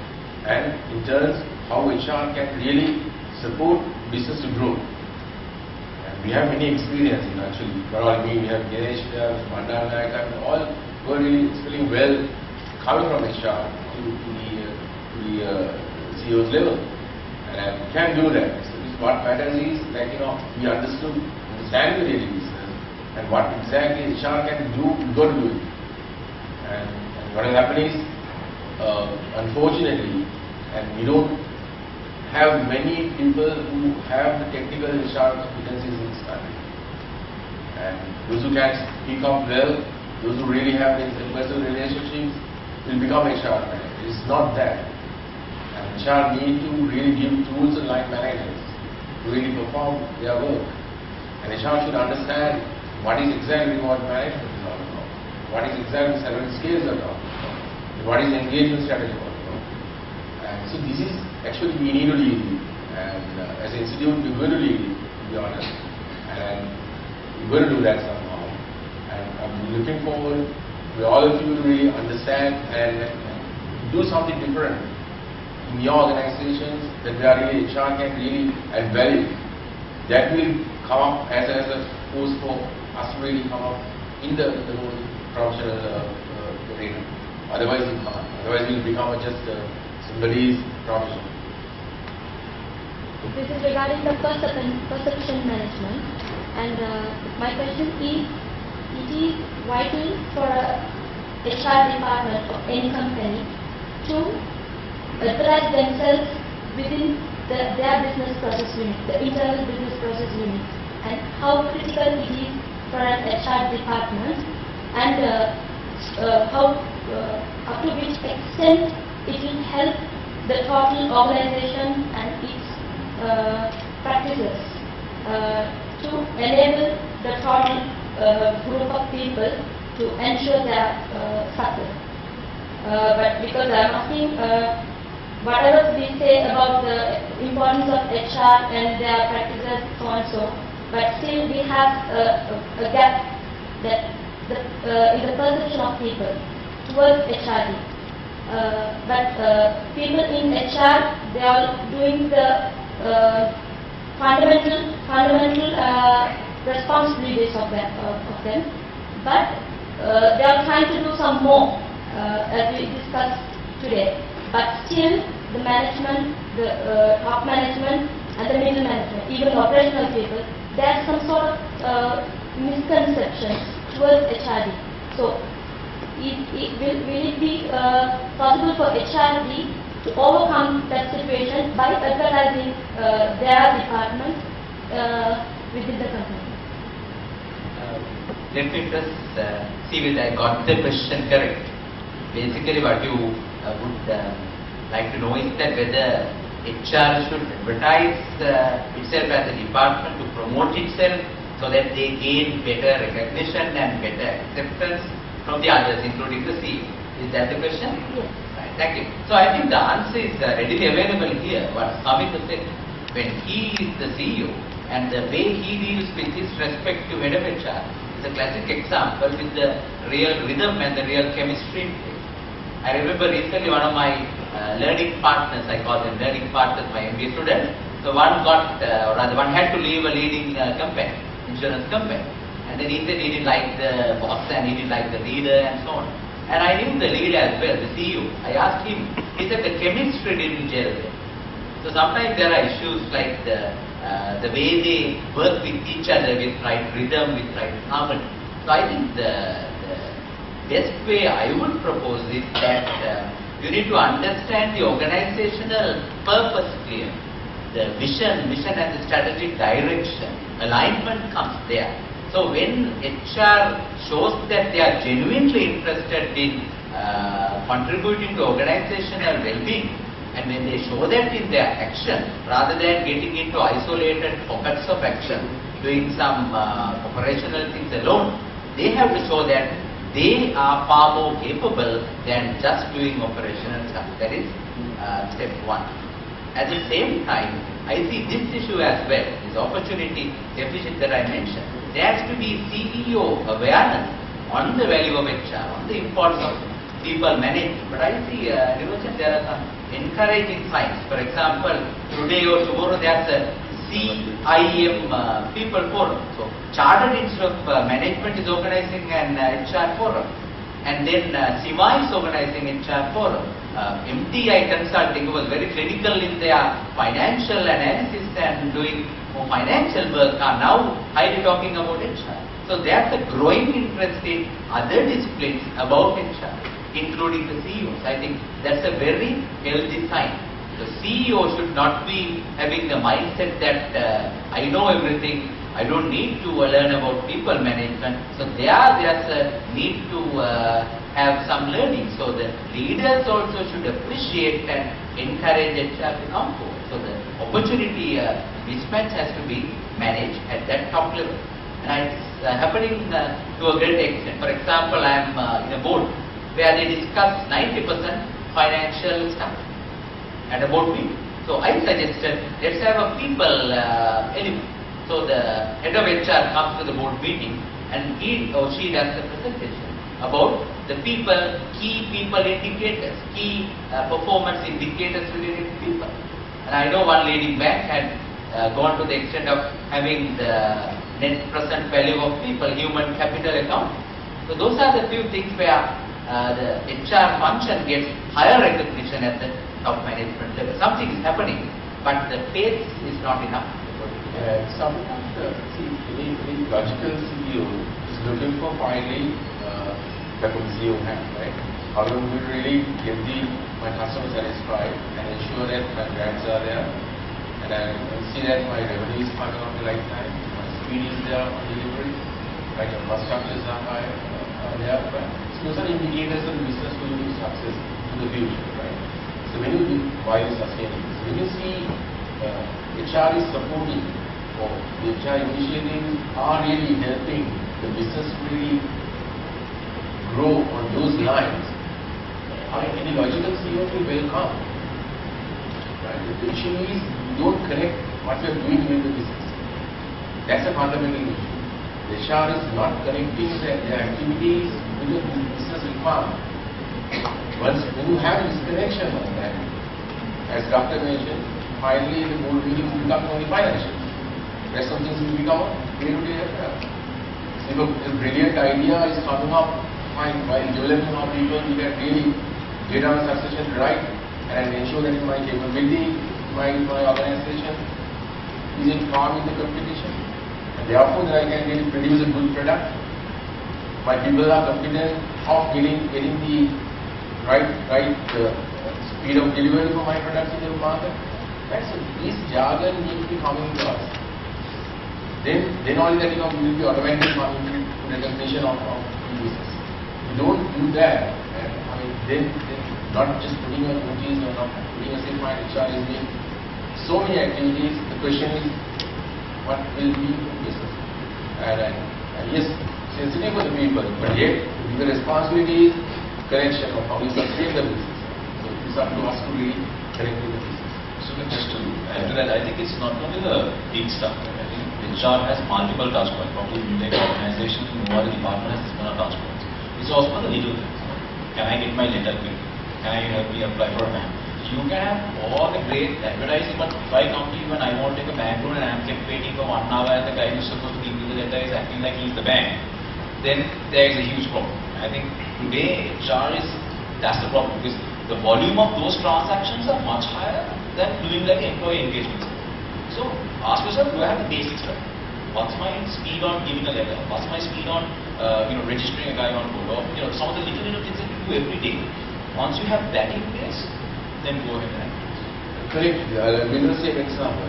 Delay in response means the cost of the business. Your employee coming from your line to the HR department waiting for 10 minutes, and rather than waiting for giving things up 5 minutes, will add value to the business. Right? So that's where we'll look at it. We don't see sometimes. I experience everything. I mean, some of the organizations, the people are just queuing to get their pay back. And it's a cost for the business. Right? So it's time is cost for the business. So HR can cut down the time that you are spending your people out of your key operations. So this will connect it, What we are doing as HR, the folks will have a valuable business. There's no two words on that. This is how you really get that connect to the business and then improve on ourselves. To sum up the entire discussion, it's about understanding and finding a bridge between strategy of the business, operations in terms of support and HR brings into the fold, and also getting that message across the organization. Moving on to a few more questions before we sum up. If the question is fast, the answers will be fast. Please direct it to perhaps one person or two. I would like to request you, Niroshan, this related to your presentation, as well as part of this related to Dr. Ajanta also. So my question is, your presentation was related to design to success, right? So when we do some structural changes on our company, whatever the company, so some people come under some mindset, okay, they are going to drop us from the company. So as example, when I think for this team, we need a senior manager with good experience and good knowledge. So when we recruit the senior manager to consult the team, so they will think that okay, they are recruiting more people and okay, they don't identify our values. So they have come on that kind of mindset. So when we run the structural changes and we are finalizing the goal, what are the actions we should take to get rid of that mindset of our employees? Because it will cost to reduce their performance. Like that. Long answer cut short. Our ability is not to just move a few structures here and there, but to understand the total business and the level at which we get engagement throughout to be able to promote that. What happens is we go on a structural change without informing and engaging the strategy behind it, and also looking at and mapping the talent which we probably have internally that we can actually push up, and the short to long term goals of actually achieving it, whereas people get parachuted in overnight without people knowing about it. So it's a whole range of activities which perhaps, Doctor, what are your thoughts on this? Well, I think I would like to add to what Niroshan said. The primary premise is that HR professional first has to be a human being. Because I have seen in some leading organizations this restructuring, re-engineering has happened in a very clinical way, where the human aspect had been sidelined, where they were more talking about financial synergy. And then when I meet the internal customers of HR in those organizations, they say the HR professional gets into the lift and or the elevator and doesn't even smile with people. Because sometimes he or she cannot face up that massive clinical restructuring. So you need to have that human touch. It's not high tech alone, it's a high touch that matters. So with the humaneness, I think you can do a lot.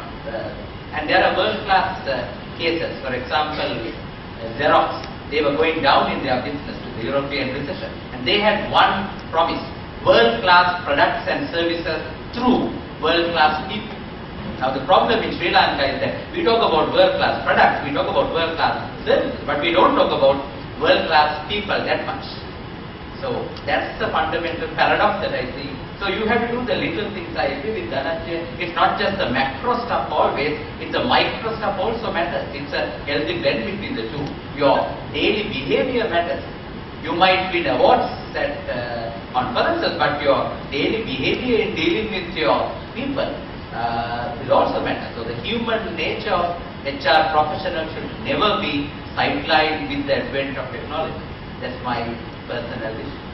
So to cross-fertilize the two answers, you've got to have the technical side, and then you need to have the emotional intelligence, the political intelligence, and the adversity intelligence coming into the picture to have hopefully ending up with moral intelligence in managing these structures. one last question today.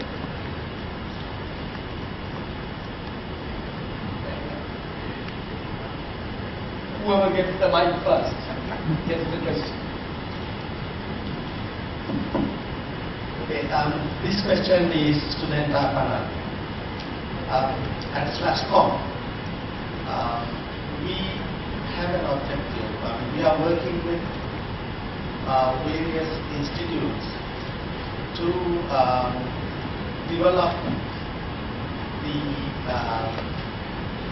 human resources coming out to suit our industry.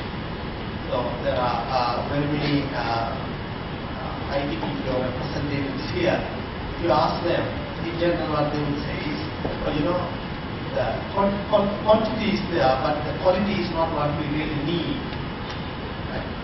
So therefore now, we have an objective at SLASSCOM to work with those institutes to improve the quality of these, let's say, the graduates passing out. When I say quality, I mean, let's say, he's an engineer. The technical talent is there, but we don't see the totality of that person. So, what do you all, what can you suggest for us to take, work with those institutes to improve the quality of these people? Can we probably start with Harry, but about a minute or and a half for each one, and then we will come up from there. Okay. Can you hear me? Just going back to this understanding skills, understanding competencies that you really need for the different functions of each role. And it seems to me we need to be a bit more creative and critical about the skills that are needed. Are they about decision making? Are they about creativity? Are they about risk taking? What are that long list of 21st century skills are we really are we training people for? And are we giving them opportunities to explore, to the point about failure, are we giving them opportunities to explore, to find their talents, to try different things in different ways, in teams as well as individually, to make sure that their raw talent is given a framework to grow and to prove itself. So the cognitive skills, and of course I think English is important, but they have to be linked. Are they able to work in English on a number of different, in different ways, through different channels, in different teams, to really have the behaviours, the attitudes, technical skills, the collaborative skills, the communicative skills, creative skills that you need. But if you can benchmark what you need, then you can build from where you are now to where you want to be. That's my way of answering that. I'd like to just quickly add to Harriet's point. I think being part of SLASSCOM itself, being part of ITBPO myself, and being someone who has these problems, one of the answers I found is that we don't find people who come into our work who are holistic. We don't find that. No one person is that. No one human being comes to us as a finished good end product. They come with, and we choose them for some key attributes and their technical skills perhaps, and some fundamentals that you're looking for, the right fit for your company. Some of the others, I think, is for us to build and develop as we go along. Experiential learning is most important. It's nothing like learning by doing. When you've got your fundamental, in place, and you've got your fundamental education in place, and what you want to do, and people are willing. So I think we as employers also have to put in a lot of effort, despite the fact that we realize that attrition comes to some of us as a huge problem. Right? Despite that, I think we still need to make the effort to keep it going. So probably answer your question too is I think I started my career in IT firm, so can I get a very good perspective of the ground situations. But one of the biggest concerns in the IT BPO sector is training is not a priority. Right? Honestly, pulling out a software engineer who's billing at say $2,500 an hour for a day to train on a full day training program is huge loss for the company. So realistically, getting them involved in learning and training has still not become a priority in IT. So that's one of the biggest problems that we have. The second thing is we drive that behavior. For example, a guy who's great in Java or .NET, he's a patched up guy who comes in, we put him into that silo and expect him only to be technical. And then suddenly when he comes, maybe about 5 years, we suddenly say, look, you don't have leadership skills. That's the second problem. Third problem is the microcultures. I can remember in one of the projects I was working, though it was, very big multinational company, talking in English was looked down. Even in the team meeting, we got different universities coming together, different folk, and there are some microcultures that have been built up. And all of these at the end of the day interfere in creating that holistic category.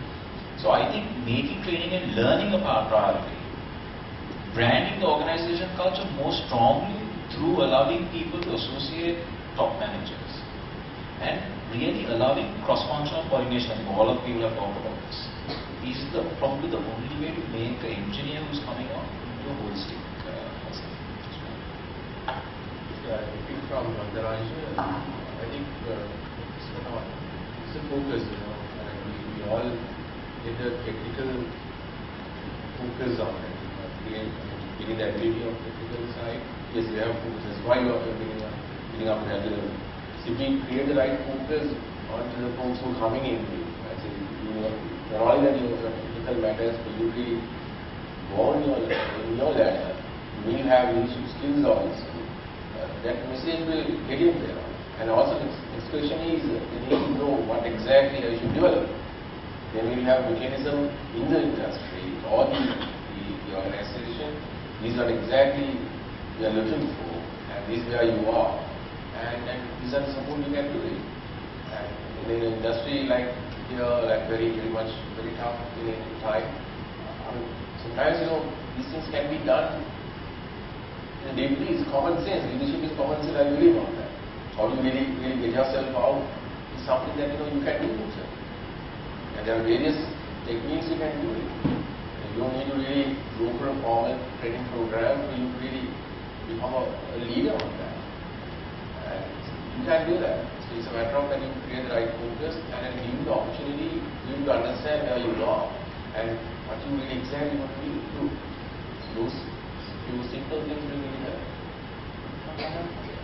If I am to add to what the others said, I have a friend in Bangalore who is a professor whose wife was a teacher in English. Now she has left the education ministry. Now her full-time job is to train Bangalore people to teach in English with American accent. So they see the value of it. So there's huge business for the Indians to talk in American accent. So I see, even though we boast about the very high literacy rate in Sri Lanka, are we really ready with regard to the BPO and IT talent? And I see the RR gap, the required talent and the raw talent. We have the raw talent in abundance. When I talk to the university colleagues, they say every year we produce this much of graduates, this much of diplomates. So there's a lot of raw talent coming into the market. But the real challenge for HR professionals is convert the raw talent into the required talent. I think all of you all in this room can play a critical role as a social responsibility to turn this raw into required so the RR gap can be bridged. So we all can design systems and we can deliver the results.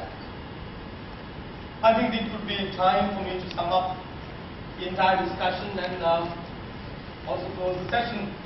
I'll probably add to that because I work with both ends. I work with all of you in your endeavors working with universities. In fact, just the other day I was at a university doing a training program on etiquette. And one guy walks up to me and says, I was wondering whether you could teach me how to put a tie. And I said, of course I can. And I asked, just by the way, how many of you know how to have a double knot, a proper tie, being tied? And one guy put his hand up. I was more than joyed of the fact that they knew their requirement and they wanted to learn. And I applaud all of your organizations who today go down to universities and schools and help them gain those skills. I also talk about what Sandra says of there's a great potential out there in terms of technical, but we HR people also need to do our bit when they actually join in and help them, not compare them to what we think they ought to be. And this HR summit itself encourages us HR people out there to know that within the IT sphere, as much as there are many others from other fields as well today, that you are encouraged to look at HR in a positive way, to bring professionals together to discuss current issues and also to develop on your tools and methods in managing people. So to do that, I think we've had Dr. Ajanta, Dhananjay, Sandra, Samita and Harriet, and together with me, we've toiled throughout half a day to inspire you to spur further into the world of HR in terms of tools and managing people. SLASSCOM, thank you very much for the opportunity. Ladies and gentlemen of the panel, it was lovely having you. We had a great time. Thank you very much.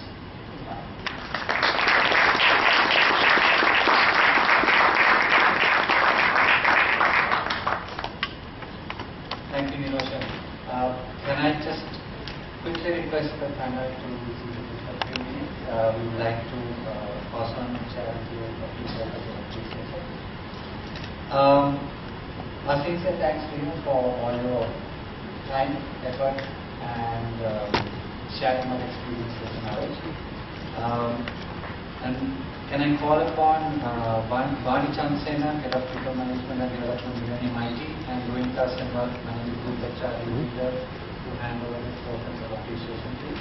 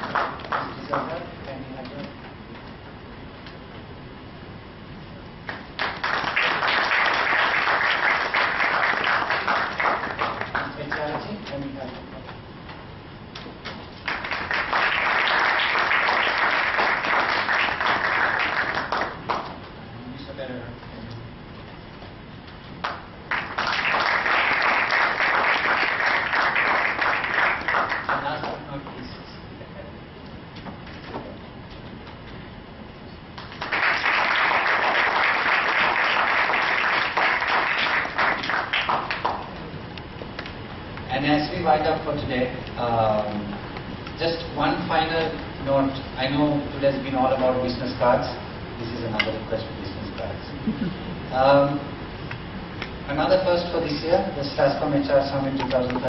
This is a forum where we would take the opportunity to share all the presentations and involve all of you in discussions, your thoughts, reviews, and also involve the panelists for any feedback or thoughts that they could include into the forum. So the request from all of you is please leave each of your business cards again at the registration desk. If by case you have run out of business cards, please leave your email ID with one of the ladies at the desk. And once the LinkedIn page is up, we will let you know. Just as always, last but not least, the word of thanks. It's been a lot of effort to come up here today, and also a lot of patience from everyone of you out there, especially on the hunger pang side. So just bear with us just for maybe 2-3 minutes more while we thank everyone who helped us make this event a success.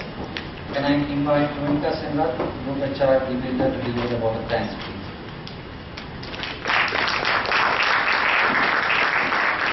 Our keynote speaker is Helen Brand, Global CEO of ACCA, Chairman of SLASSCOM and the board member. Our most valued guest speakers, ladies and gentlemen. I'm sure we all agree that we have had a good insight towards taking the next step in HR performance. Leadership, learning, compensation, and succession. From assessing and aligning a sustainable workforce to augmenting continued productivity and profit. I'm also sure the information we have gathered will be extremely useful to the organizations we represent. A big thank you to Ms. Helen Brand for being our keynote speaker and the excellent coverage of information. Our deep appreciation to our panelists, Dr. Ajanta Dharmasiri, Mr. Niroshan Silva, Mr. Dhananjay Hettiarachchi, Ms. Harriet Gardner, Ms. Sandra De Soisa, Mr. Samita Pereira for their valuable input. I must extend my thanks to Mr. Niroshan Silva, our moderator, for his great question and ensuring that the audience got the best of information. I must extend my thanks to the sponsors. Platinum sponsor, HSBC, English Assessment Partner, British Council, Official Technology Partner, CHUSA, and Information Tech Sponsor, CENID, Syrian Private Limited, banner sponsors, ExileSoft, Pearson, and Arcely Hospital. I would also like to thank our print media partners, JD News and Sunday Observer, our online partner, Digit, and our event partner, Citrus Events, and our Cinnamon Grand for hosting us. Last but not least, I would like to take this opportunity to express our sincere gratitude to the team from the SLASSCOM HR Forum, Dekapan, Lasantha Dasanayaka, Bani Chandrasena, Avanika Siyapalapitiya, Tyrone Armstrong, Hassan Kasuriarachi, Imran Furqan, Hajra Saleh, Sharon Kern, Shaniska Fernando, Shenika Hera, and the SLASSCOM corporate office staff for their enormous cooperation in organizing this event. Once again, I want to state that we are grateful to all speakers who are on this stage, inspired by your valuable input and contribution to the success of HR Summit 2013 on the theme, Search for Talent. It has been a great pleasure having you with us today. Thank you very much.